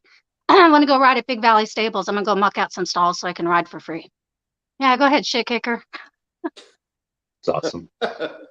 You know, I was like, I started mucking stables because it's like $7 an hour to ride. And which is funny because the way I grew up, we actually had like fantastic indoor stables on our land. We had a riding corral, everything, but I wasn't allowed to have horses. So I used to go to Big Valley riding stables, and I would muck stalls out because it's $7 an hour to ride a horse. And so they always had, because they did boarding too. So I would go and muck some stalls out, and they'd let me ride for however long I wanted to. But Nice. I started doing that when I was about 10, I think, somewhere around there. So Nice. I was horse crazy when I was little. Oh, so you only did that for a few years because you moved on your own when you were young. You were like what, 14? No, so when my parents moved me back to Chicago, I was 12. I was 13 when I left them and moved back to Vegas. Yeah. Yeah, she was an early bloomer. She left super young. I didn't really have a choice. It's not like I wanted to live in Illinois. It's just I couldn't do it. I didn't like it. I didn't like the weather. Oh, that's very far north, though. Yeah. It didn't fit in. I never fit in there. So, it was unfortunate. It's not like they were, I had good friends there, even just in the 9 months that I lived there, but I wanted to go home. So I left, so I don't regret it. California, on the other hand, I've been here a lot longer than I thought I would be. So can I ask, if you could choose to settle anywhere in the United States, where would you like to settle? Minus government, are we talking about just the land, or do I have to deal with the people too? Let's talk about everything. The ultimate utopia for you. I don't know. Maybe I'll be like my brother and fuck off to Costa Rica. Yo, Costa Rica has no standing military. They're kind of just dependent on the U.S. to maybe eventually save them. What's really cool so my brother he lives in a sort of a village, I guess you'd say, with all these expats. And so if you have kids, so if you move there and you have kids that go to school there, you kind of adopt a Tico. So it's a native kid about the same age, and they go to school together throughout their entire education process. So they learn each other's language, and as the American, you're paying for the native child's schooling. So it's just kind of cool. And you can make up to $90,000 tax-free in Costa Rica. Dang, that's amazing. So yeah. I've always had an infatuation with Costa Rica. I've never been there, but I wanted to go because to be a Central American country, they have no standing army. They're just kind of like it's almost kind of like they're Switzerland, right? They're neutral in South America or pretty much. Yeah, pretty much. And they're actually a very very well off country. Very surprisingly, I don't want to say progressive in the American progressive sense. It's so not. But they're very independent. Out of all the places he could have chosen, I'm glad that he retired really early because he's a doctor too. So Costa Rica is like the Philippines of Central America. Well, his house is personally. I hate to if he sees this podcast. Sorry, Jim, your house is really really ugly, but you're beautiful. But shots fired. We have that kind of relationship. So he's right on the verge of the jungle, with all these howler monkeys and shit like that. But off in the distance, at least he has a view of the Pacific Ocean. So the view is beautiful, but house is so ugly. I don't know what he was thinking. I think it's just a style down there. So, but in any case, you can make there's a lot of but every 90 days because they're still American citizens. Every 90 days they have to cross the border and get their passport stamped. So my brother, so luckily he still does. He does a lot of the state exams, medical board exams. So he's back every 3 months anyway. But his wife, she just crosses like into Nicaragua or something. She has a few beers, has her passport stamped, and come back. So it's like every 90 days, something like that. That's cool. So, what do you think that we'll have like the annexation of Puerto Rico or annexation of Costa Rica something anytime soon? No? Costa Rica is not a U.S. territory. No, absolutely not. Puerto Rico is, but think about this. They've got the best, well, I mean, except for the fact that hurricanes really suck. They've got the best of both worlds. Think about it. They kind of do. Yeah, they not taxes like we have to deal with. They can still vote, although Yeah, But but their vote is meaningless. So I know. It seems so strange. I don't know why we haven't just made it another state. you know what? Well, okay, so you know why, and I will say this from my own studies of political sciences. The reason why they don't want to make it a state is because both parties. I'm not ascribing this to any one party, but both parties are afraid that if you make it a state, it will outsize the other party. Meaning, so if Democrats agree to make Puerto Rico a state, they're afraid that the 2 senators from that state, newly created states, will be Republican. Republicans are afraid if they voted to make it a state, the 2 senators from that state would be Democrat. So they want to keep it the status quo, which I understand. It's fine with me because I don't think Puerto Ricans want to become the U.S. citizens anyway. I don't think they do either. Why? I think they're okay with being U.S. territory. But not a state. Yeah. Yeah. Look at the taxes we pay, you guys. I mean, yeah. About Randy, the guy I was telling you about that. This single client this year. You would shit yourself when you saw how much he ended up having to pay. Oh, no. And I'm very good at what I do, and there's no way around it. I mean, well, you said he had to pay like years and years of taxes, right? Here's the thing. And this is something that's really, really awful. If you're super rich, you will get audited every damn year, every single year. It's just, that's how it is. And I don't know. It's just, I think about it. And oh my God, I'm just thinking to myself, just give me that money. I'll fuck off to Costa Rica. You will never see me again. That's how much it was. So anyway, but yeah, I don't know. I don't know where I would go. Maybe Alaska. I think I would go to Costa Rica because I feel like Costa Rica would become almost like a I'm trying to think of a unique equivalent. Like, all right, so if someone was to evade, let's say like a government we didn't like tried to evade Costa Rica, I feel like the U.S. would step in, even though they're not a NATO country, even though they're not. I don't think the U.S. would do a damn thing because really? who's gonna let's say who's gonna invade Costa Rica? What, a bunch of drug lords? Shit, we can't even handle the ones just south of our border. Freaking dead all over the place. You're right, probably not, but I'm just trying to say an example. Like Costa Rica, we do have American military aircraft that fly into there. It's true. We had them all over Afghanistan too. We saw what happened there. Afghanistan is very far away compared to Costa Rica. This shit between Russia and Ukraine needs to end because It's not. When my dad dies, I'm going to take part of his ashes, and then we're going to go to Japan because he was stationed in Okinawa during the Vietnam War. So we're going to do that. And I really wanted to do. This is really sad. I wanted to do Japan. We would be there for a while though, because Japan's. And then I wanted to do China, and then Ukraine. I wanted to do Russia, but then my daughters are like, no, let's do Ukraine instead. Now that's all screwed up. They've screwed up my plan. Stop killing people. So, why do you think this is not? Go ahead, Chavez. I would say, why do you think it's not stopping anytime soon, the Russia-Ukraine conflict? Because Putin's crazy. Putin is fucking maniacal crazy. I think his life goal is to reunite the USSR. I think that is what he lives for. He said it. I know.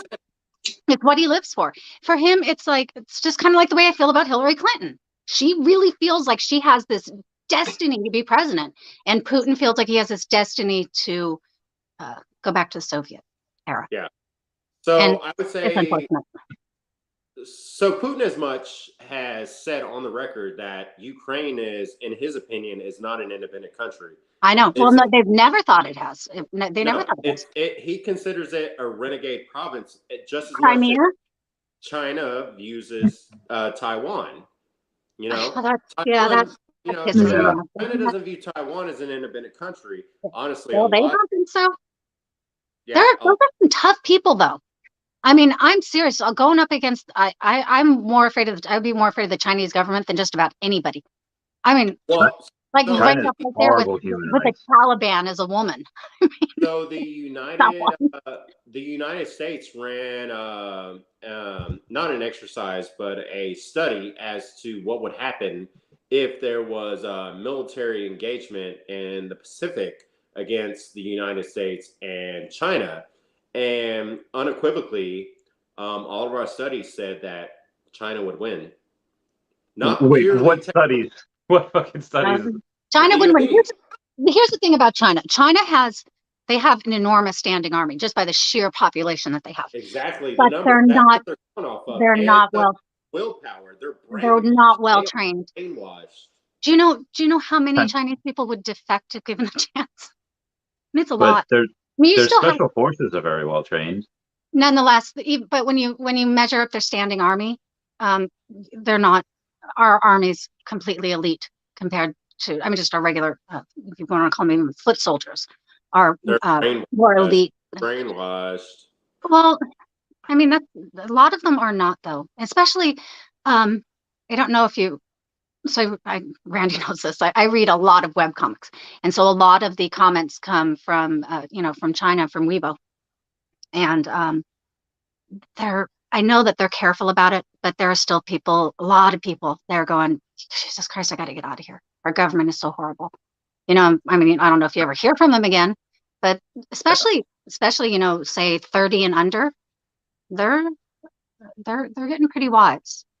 Well, now, especially with the stringent continuation of the COVID lockdowns that we're seeing, like especially in Shanghai, like they're literally like out on their balconies screaming like, fuck you. And there's more and more people trying to break through the censorship of the internet in China, trying to tell the world what's really going on and to rile up that anti-government sentiment. And I am here for it.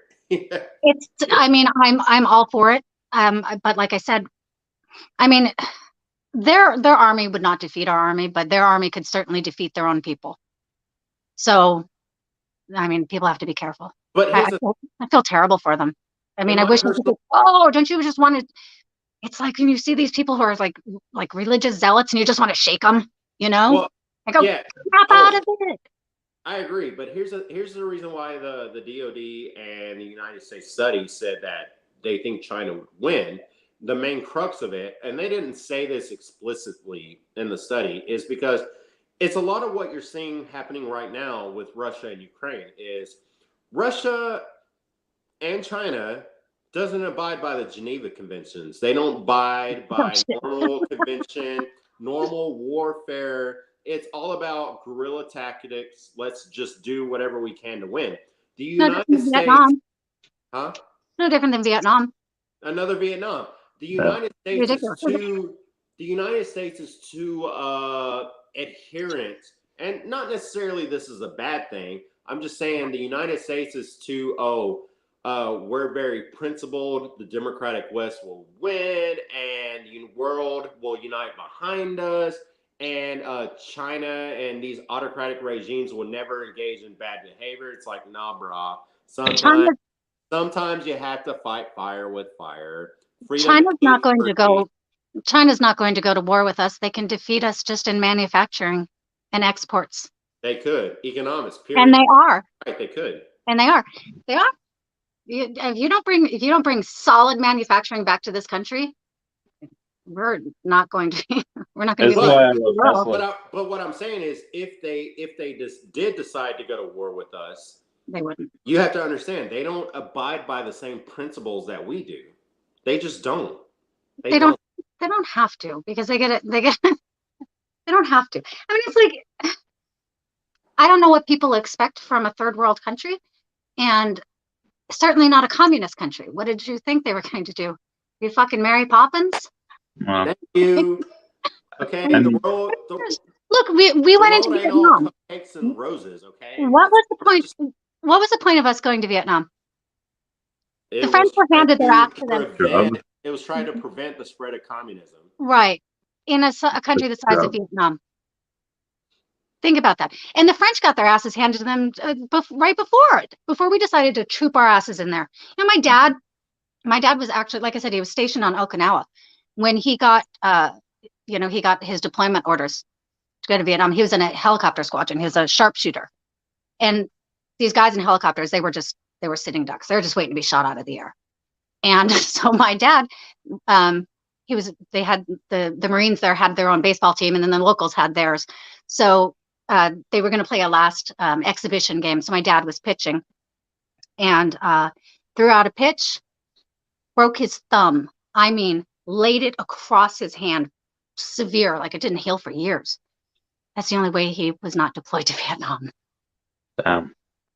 That's the only reason I'm here. Wow. Yeah. And it was so funny because when he'd go back to Chicago, visit my mom and stuff, that was right before they were married. My uncles Tony and my uncle John would try and talk my dad. He's like, let us run over your foot. It won't hurt that much, but we'll break your foot and you won't have to go to war. My dad's like, no way.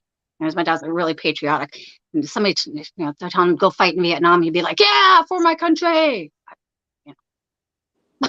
Yeah, they wanted to break his foot by running him over with a car. But your dad could have also been Forrest Gump. Like, I got you, Bubba. He would have been. And that's the thing, he would have been. He's just, and he was stationed in on Pendleton in the 60s sometime. So yeah, he is, and I'm always bugging him because I've got a friend who does. He's like some kind of liaison with the Navy. So like we went on the USS Carl Vinson, and we had a private tour of it. I mean, like everything. It was so neat. It was amazing, and that was the ship that they tossed Bin Laden from. Oh. There's and you can look it up on my Facebook, Randy. There's I don't know if because it's some kind of a tie down that's on the ship, because it's an aircraft carrier. Yeah.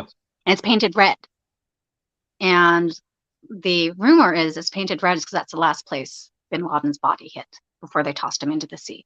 And I asked the captain that, and he was just like, that's like, are you gonna say anything? It's like, so. I've always wanted to know what happened on that ship with tossing of Bin Laden. Just like I've always wanted to know where is Gaddafi buried and his sons. Yeah, I mean, do you know that the only person that would give him, I don't know if Muslims do last rites. I don't know exactly what they do. Muslims are the same way as Jewish individuals. Like the dead has to be buried within 2 or 24 hours. Yeah. 24 hours. And I know that they are supposed to be buried in a shroud that doesn't have any seams. Yep. Something like that. But the only person who was willing to give him any kind of last rites before they tossed his ass over the ship was a Jewish rabbi that they had on board. Nobody else would do it. That's very weird, but okay. Yeah, whatever. There was nothing else they could do. Because here's the thing, they didn't want to bury him because they didn't want it to be some kind of monument to terrorists. And at the same time, they wanted to act like, they showed him some respect before they, put him to the fish. But, so, I mean, I think it was probably a good thing to do. But I don't know how they would feel because it was a Jewish rabbi. Well, they did the same thing to Gaddafi. With Gaddafi, they actually, they did a public viewing, just say, hey, the fucker is dead. Come and view the fact that he is dead. He no longer reigns over you. And then they flew him out into the middle of the Libyan desert, but they didn't advertise it because they didn't want, his gravesite to become a rallying site. It's like Jim Morrison of the Doors. Yeah. I mean, everybody's always trying to hide where his grave is because those chicks are fanatic, man. They're crazy. I mean, people are crazy though. It was when what's his face? What's that asshole? Swastika on his head. Charles Manson. Sorry. He died 2 years ago, I think. Yeah, when he died, nobody would claim his body, and no cemetery would allow him to be buried there. Because he's fucking crazy. Well, think? You know that he was working at one point, he was a CIA asset. They would feed him a whole bunch of stuff and would let him go out and do whatever. And when he would get arrested, they'd let him right back out. He was so freaking crazy. Who knows what? I mean, But the worst part is, the saddest part were the women that would involve themselves with this guy. Yeah. And he just have like a line out the door of these women willing to have sex with him. I mean, if I'd seen this guy on the street, I'd have spit on him. I mean, he's so sneaky. Dang. What would he punch the shit out of him? Like, I mean, I don't get it. But I don't know. But anyway, his body was finally claimed by, like, I don't know, one of his grandnephews or something like that. But I don't know where he's buried. So I think they should probably keep that quiet, because you'll have some of these freaky chicks going out there to his grave too. Yeah. What kind of illness makes you want to screw around with a freaking murderer? Brings out the weird people, man. Like, there's the Amityville Horror House is near me. It's a few towns away, and there's always people out there going, like, taking photos and stuff, and like nobody wants to live there because partly because I think it's probably still haunted, but also because there's always people like poking around there, always people trying to get the selfie. And so I gotta ask you. I was just going to say, there's a house in LA. It was the Laurie Strode's house from Halloween. And the woman who bought it, she decorates it extensively for Halloween, and she invites people to come and take pictures in front of the house. But the guy who owned, I don't know, one of the other houses, but they're all on the same street, really beautiful street. And he's like such an asshole. He doesn't want anybody near the house. People just would stand on the sidewalk and take pictures of it. And he'd be like, "Get off my lawn." Yeah, but I mean to drag Holland there someday, because she's such a horror fanatic. So I gotta ask you guys this: do you guys believe in like psychics, mediums, clairvoyance, stuff like that?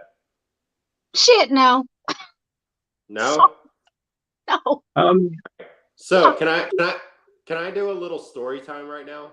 Yeah, sure. Right. Wait, is this what you told us about the other day with the partner and the kids? What's it? Oh, kind of. I won't go that far back. Okay, all right. Each other. I'll be right back. Okay. I'll grab something. Yeah. So yeah, everything I told you about the partners and the kids, I don't really know if that's true. I don't really fucking care, to be honest with you. Okay. But I've been on a like psychic reading kick here lately, right? Okay. All right. So I did one in New Jersey about 2 weeks before I moved down here to North Carolina.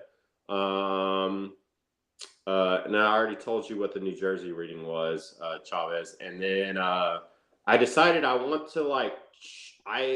to try to test what she said with a psychic down here. Okay. Poor Alex. And you said the psychic down here was the one that said like the complete opposite of what you wanted. So yes, and here's the thing: the psychic down here that I wanted to see. Here's the thing. So he bills him. I won't say his name. He bills himself as this spiritual healer, medium, psychic. He's got great reviews. It's like a 5-star rating with like 200 reviews. So I was like, this is the dude that I want to read me. So I messaged him, text message, and originally he was just like, "Oh, hey, yep, come see me on Saturday, blah blah blah, such and time, and we'll get it done. It's $50." He sends me his address, and he also sends me a. This is a judgment. I want you to remember this. This is a judgment-free zone, right? Okay. I'm like, okay, cool. So Friday night comes around. He's like, "Hey, somebody, one of my friends died on Thursday. The funeral is Saturday. Just, their religious preference. It had to be very quickly." So I'm like, okay, they're either Jewish or Muslim, whatever. I don't care. Yeah. But I'm like, okay. He's telling me to do another appointment in the future. So I waited until Tuesday or Wednesday of the next week to hit him up. I was like, "Hey, hold on, I want to read this. 1 second. Let me grab my phone." Okay, I'll block those comments that talk about those Troubles and Boys stuff. Yeah. Oh, there he is. Yeah, here we go. No, I'm sorry, not just. I'm just doing a stretch here. I'm just stretching the hips. I've been sitting for like 12 hours today. The next time Randy comes out here, I'm gonna make him take my ballet class. I would not do well in there at all. Yeah. Okay, here we go. So I messaged him. I was like, Good afternoon. I hope you are coping well through this time of your loss. I was wondering if we could schedule a session for this weekend if you're available. If not, just let me know. He goes, good afternoon. Thank you. Before we schedule an appointment, do you mind telling me the main purpose you need a session with me, please? Well, And didn't you know that? yeah. And he also goes, and I want to hear your voice over the phone in a short conversation first. And I go, yeah, I've just got a lot going on and needing some guidance as to whether I'm making the right choices in life. I'm being very evasive. Yeah. Also, I've lost some loved ones in the past and felt that I've never really got closure. Again, being very evasive. I don't want to give him anything that he can play off of, right? Yeah. He goes, I have to be honest with you. My spirit guides are showing me a lot of negative energy around you. I saw your Facebook profile. Your picture has energy and something doesn't feel right with me.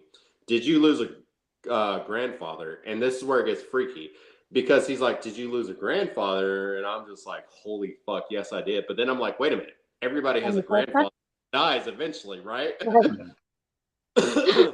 And he goes, do you live in his house, your late grandfather's house? And I'm like, holy shit, I actually did live in his house. But I'm like, wait a minute, that's not that uncommon either, right? So I go, I lost both of my grandfathers, but I only ever met one. And yes, I lived in his house when I was growing up because I did. I lived in his house when I was growing up. But I haven't lived there for quite some time. And when I messaged him this, it was like 15 years since I lived in that house. Yeah. And I was like, I'm okay if you want to hear my voice over the phone and get this shit. He goes, I believe in my soul. You are the guy who pranked me a couple years ago saying there is an evil spirit in your grandfather's house. And I truly believe Sami, however you pronounce it, played a role in the prank when you and him started texting me in Arabic. My soul is not at peace meeting and connecting with you, man. God bless you. I think you need to find another person to prank this time. Namaste. The dude pretty much was saying, like, I'm apparently demonically possessed. What the? And Oh I my don't God. know a fucking word of Arabic. Well, I mean, come on. You're telling me that your parents never told you were a freaking demon? My parents told me that on a daily basis. No, they never Oh, told me no. I was demon, but this random guy who, by the way, you guys remember, he sent me a picture saying it's a judgment-free zone. Oh yeah, and then it judges you. You freaking demon. Yeah, but I'm a fucking demon, and my soul is not at peace. See, but now there was a time right there that would have been perfect where you could have used, did you just assume my gender? Did you just assume my gender? Yeah. Am No, I a male demon or female demon? so I am spiritual. I'm more agnostic. Like I believe That's that okay. there is something higher being, but I don't say for sure it's um God, Jesus Christ, Allah, whatever. But I also don't go around saying I know for sure there isn't. You know what I mean? Yeah. I don't. That's not. I don't get involved in people's religion or their spirituality or whatever they believe in. It doesn't make any difference to me whatsoever. I don't want anything pushed down my throat. I mean, literally anything. I mean, I just don't want anything pushed down my throat. I have my own beliefs, and like yeah, well, we don't have it too much here, but especially in Vegas, we always have Mormons at the door, and I'm always very polite to them, you know. But the problem is if I would say like, well, I'm Catholic, so as soon as they hear that, they're just like, "Bah, bah, bah, bah, bah, bah, bah, bah, bah." And eventually, I finally just started saying, I'm Orthodox Jew. I'm an Orthodox Jew, and I keep a kosher home. Yeah. Not so, and it's not, just and oh my God, Jehovah's Witness. Thank God we're not here on Easter because they spread out on Easter like cockroaches. I mean, geez. and I don't know why it's just specifically Easter. And they bother you they bother me. They drive me crazy. Aren't Jehovah Witnesses the same thing as LSD, the Latter-day Saints? No, no. LSD, that's good. LDS. Oh yeah, No. LSD. No. Yeah, it's LSD. I mean, it makes sense. LSD, like Las LDS. Vegas, Las Vegas has like the second largest Mormon population in the country. I would Or not maybe expect that. might be Salt Lake City, and then it could be Nauvoo, Illinois, but I think it's Las Vegas. So I grew up with a lot of Mormons, and they're most of them are really good. The the girls were super slutty, and but while being very self-righteous, and the guys, oh my God, they had like 15 hands. I mean, if you go on a date with one of these guys, you were literally slapping fucking hands away from you all over the place. You couldn't figure out where they were coming from. It's like, Oh, geez. they're so repressed. But I was too. And when I was going through puberty, if my mom even thought I had just the tiniest impure thought in my head, she would slap a veil on my head and drag me into the priest. And it was like, I mean, so from the time I started going through puberty, my whole being sexually dependent. Before, I mean, it was bad. She made me feel guilty for everything. And my mind was always in the gutter, Randy. Always. I mean, it was like from, as soon as you hit puberty, my mind was in that gutter constantly. And my mom would come around, and I'd smile and I'd try not to do anything. But she was also the kind of person, like she walked in the room and I was looking in a mirror, she'd say, "Oh, we think highly of ourselves, do we?" So you're ugly. Can I ask you, Carrie, is your mother still alive? Oh no, she died 4 months after I had my second child. So were you present when she passed away? I wasn't there when she died. My dad was, but I was the youngest. So my mom died when I was still in my 20s. So yeah, same here. So, I was 29 when my mom died. I was too. I was 29 when I had Holland. She died 4 months later. So my brothers, both of them are significantly older than I am. So I kind of expected that they would take care of things. And I was still recovering from this really horrible pregnancy. No. And right. I had to identify my mother's body. I had to deal with the coroner because when she died with a broken hip. Because she was so sick they couldn't operate on her. Yeah. So the coroner took charge of her body to make sure it wasn't abuse. So I had to deal with that. I had to deal with her funeral arrangements. I had to deal with all of this shit. I've got almost 4-month-old baby at home. I'm still freaking recovering. And I gained 40 pounds with that pregnancy, Randy. I ate chocolate donuts like crazy. So I'm trying to lose the weight. I'm dealing with a premature baby at home. I have to go and identify my mother's body. I have to deal with her funeral arrangement. The coroner was a pain in the ass. I mean, it was just like, really? Why couldn't you guys do some of this? I just had a baby. So No, she is not alive. She died at 57. I 100% sympathize with your pain with everything that you went through. So my mother died when I was 28. I was going to be turning 29. My mother also died I had to identify the body. Not really because she died in front of me. Because she had stage 4 breast cancer. But my mother was very like, oh, I don't want to go to the hospital for anything, even if I feel ill, because I don't have health insurance. Even though she had Medicare and Medicare Advantage, and she still was afraid of a bill. And I used to tell her all the time, I'm like, fuck a bill. They charge you, but they're not going to come after you. Fuck a bill. Fuck a health bill. Fuck them. You have Medicare, it's the government. Fuck them, right? I mean, even if you didn't, though, she would still be treated. Yeah, it's like, and she was treated, and but the thing is, she let herself be so far gone that by the time she did go to the hospital, she had been bedridden for like a couple months actually, and people were bringing her food, and she was a hoarder, so the house was disgusting, And finally, one of my sister-in-laws, who is a nurse, recognized that her voice was not regular when she talked. So she brought my sister up there, and they took her to the ER the next day, and they diagnosed her with breast cancer, stage 4.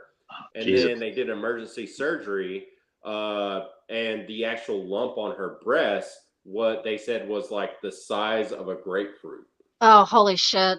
Yeah, so she was so far gone that she died 2 weeks after her official diagnosis.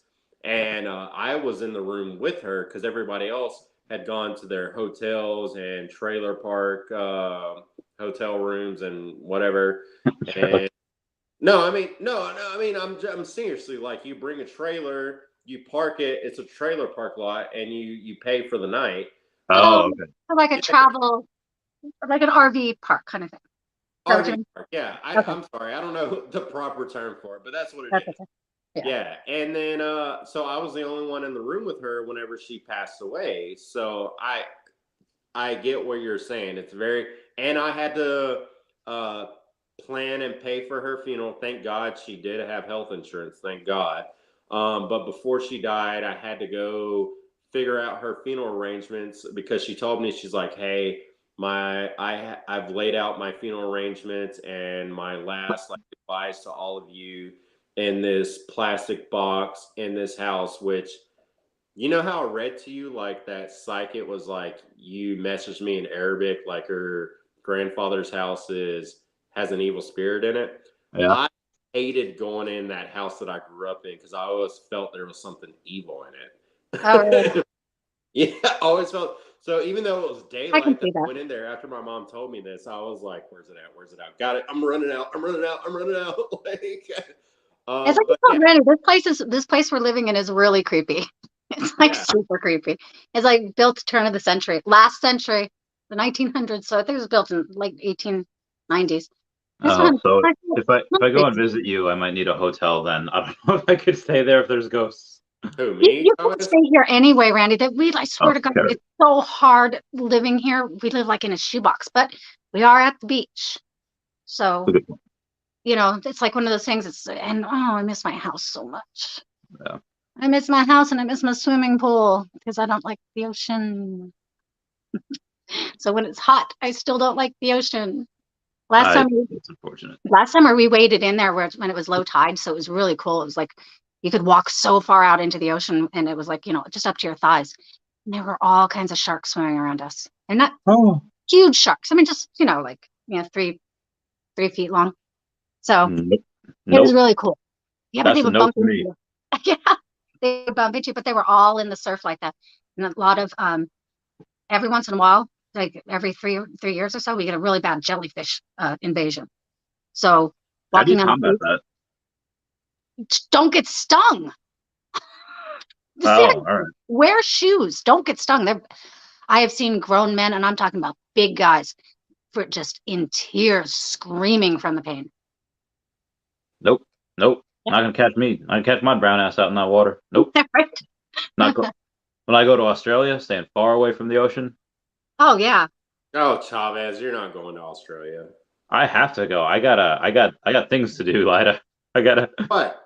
I gotta go and meet with the Irwins, and I have to go ask them about their new conservation goals. And I have to meet with the Irwins. You got to be even bigger than you are now. I know. I have to wait for Omi I have to wait for my crypto to go up. I'm gonna be honest with you. If you get an invite to meet the Irwins and you get a +1, you better fucking name me as your +1. Because if you don't, I will haunt you from the day I die until you die. That actually works out because Danielle was not a big fan of Steve Irwin, so I was like, okay, I could totally bring you. I liked Steve Irwin, but he was really stupid. So I think that she doesn't like him because he like disturbed the peace that animals were in. They were just doing whatever, and I was like, but that's how people learn. That's how people go and don't, you know, touch this one because this is very poisonous, or this one's like, okay, this one, if you bite, you don't freak out. I feel like he helped educate people on like a lot of stuff and helped conservate. Like, I'm a conservationist because of him. And but yeah, lad, I'll totally take you if I get a +1 to go. Yeah, you better. I've tried to talk Ken into buying a house in Australia and we live halfway between Las Vegas and Australia. So we spend summer, you know, all the warm months in Las Vegas. When it's winter, fuck off to Australia. So I can live in hot weather my whole life. So you're not scared though of like all the things that can kill you in Australia. I don't know if I could live there. Oh, you get all of that in Florida. You know, every You time get all we that in go, Florida. every time we go to Los Angeles, you know, for a convention or something like that, or we went to Little Tokyo a while back, and every time I'm there, it's the most awful thing because I live in this really beautiful place, and every time I'm in Los Angeles, it's so goddamn gritty and it's so alive. I think to myself, I could live here. I could live in a city again. I think there are more things that can kill me in Los Angeles than Australia. Yeah. And they've got 2 legs. I feel like there's this like conspiracy theory propagated by Australians to try to scare you from not moving there, so that way they can just enjoy all the goodness there. There was a woman, right? This past weekend, there was a poor woman. She was hiking somewhere, I don't know, somewhere in the outback. She got bit by a brown snake, highly venomous. I mean, like, and she was 8 hours away from civilization. Oh no. She made it, but just barely. I mean, that they kill you very quickly. But you gotta make sure, like, if you're gonna do that, and you can, that's the same thing here. Like, you can go hiking something 2 miles away and get bit by a rattlesnake. You know what I mean? I shit. When like I said, I grew up way down south in the Las Vegas Valley. We were in the middle of nowhere. We were in the middle of the desert. Yeah. I mean, we were right by Black Mountain, and I was really little at that time, and there was this room underneath the stairs, so it was really cool. So it was like I put all my stuffed animals in there and stuff like that, and that was my special spot. And one day I went in there, and something's moving around in there, and I'm thinking, oh, it's got to be a big scorpion or something. So I went and got my dad. It's a goddamn rattlesnake. They used to get in the house all the time. Damn. And we had one that had a bunch of babies that got in, and one of the babies got caught in the sliding glass door, the runners in the sliding glass door. My dad had a broomstick and just slammed it. And then he rolled the door over it. The baby venomous snakes are the most dangerous because they can't control their venom. Excuse me, that's hard. Venom. Their glands. Yeah, their glands. They can't control it. Adults, more often than not, it's a dry bite. Whereas it can be. Still, it's so dangerous. They're very dangerous. And like we used to catch really big scorpions, right, and pit them against each other. And like drop knives on them and stuff like that. We were really sick kids. Oh damn! Oh, we did that in like the desert in Kuwait. We would just like have like bug against bug and see who would win. The wind scorpions, right? Were the wind spiders? Big four. Yeah, there's the giant ones. Yeah, we have those in Vegas. Oh, we have these things out here called Jerusalem crickets. You ever seen them? No. They've got the face of a baby. They're like the most. Jerusalem crickets? I gotta take a look. Jerusalem crickets. I gotta take a look at this. Yeah, take a look at that. And the first one that I caught it in a jar. It was really slow, so it must have been dying. So I just I sealed it shut, so no air in it or anything like that. Goddamn thing still lived for a week. The second one that I encountered, they're freaking fast, and I didn't know it. The other one must have been like dying or something. Yeah. Aren't they awesome? And they're big. They're big. That's disgusting. Yeah. Like we don't have. Well, we used to call them vinegarons, but they really are wind scorpions or wind spiders out in Vegas. And I woke up one night. There was something heavy on my chest. I was laying on my back. I woke up, something heavy on my chest, and I flung it off. Yeah. I wonder what the hell that was. I turned the lights on. It was one of those goddamn wind scorpions, and it was a big one too. I hate them. I really do. I could do without bugs altogether. I would have freaked the fuck out and like stomped it out of existence. Like fast. And you know what the problem? Have you ever stomped on a bug that big? Because they just spray everywhere. It's really. Oh, I could imagine. Yeah, I didn't want to do that. So, yeah, those ones are really hate those. We have slugs out here too. Everything's too wet. So there's slugs, there's so you guys got everything. Well, came across a centipede, so that one was okay because I'm used to them. I have not seen a scorpion here, so that's a bonus. I really don't Okay. want to kill scorpions. And it's the little scorpions that are dangerous, those damn bark scorpions. Like when we always knew that if we got stung by a scorpion in Nevada, you just go, they tell you, just go sit in the emergency room, waiting room, you know, Yeah. and just wait it out. You know, you don't have to see, Right. you don't really have to see a doctor unless you have some kind of really bad reaction to it, but it really never happens. Scorpions, they hurt. Have you been stung by a scorpion yet? No. Shit hurts. Could imagine. And they're aggressive. They're really aggressive. It hurts. So Like, what are the natural enemies of scorpions? Like, was it like frogs or snakes? Like, how do you go and get rid of them? Well, scorpions are normally desert creatures. yeah. So normally in the deserts, the only natural enemy is snakes. Okay.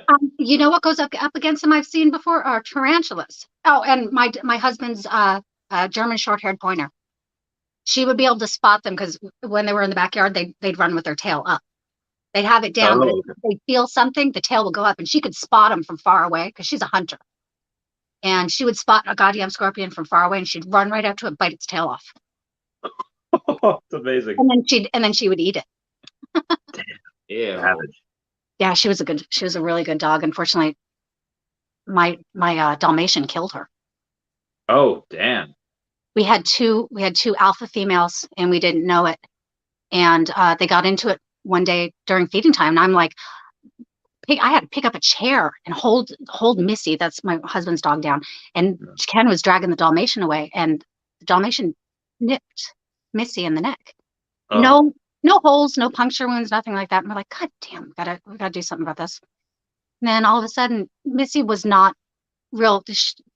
Like, for instance, I'd be vacuuming, and if I bent over to pick up the cord to keep vacuuming, she would run by, bite me in the ass, and not even slow down. So she was really Ken's dog. When after Purdy bit her, she kept clinging to me. And I'm like, okay, Missy, it's okay. And I was rubbing, I had her paw, her arm, and I was rubbing like this, and all of a sudden I feel crackle. It's like pork rinds. You know what I mean? Like, or when you do this with bubble wrap. Yeah. Purdy had bit a hole or knocked a hole into her esophagus. Oh, my God. Just a little tiny hole. And what was happening was when Missy would breathe out, the hole or the air would escape between her skin. And that's crackling. So we rushed her to an emergency vet. And I said, it was my husband's dog. I was like, you really need to save this dog. Yeah. Whatever you need to do. He's like, I'm going to try. He's like, but the chances, they're very, very slim. So I lost my scorpion killer on that one. Oh, I'm sorry. That sucks. Yeah. That's a rough one. Yeah. Well, folks, I don't know about y'all, but I need to go and get some air. It is so hot in here. Oh, no, you're good. I was actually just about to say I need to log off. And Yeah, it is it's so hot in here. It's been a 2-hour thing. What's going on? See Piranha. Yeah, I'll resume the normal scheduled financial stuff tomorrow. And thank you guys for coming on. It was a good convo. And then we'll do it again at some point. So when Randy comes out, Jonathan, I'm going to get him drunk and put him in a bathroom. Oh, by the way, Carrie, we can go offline real quick, Chavez. Yeah. I'll end the broadcast and we'll go online.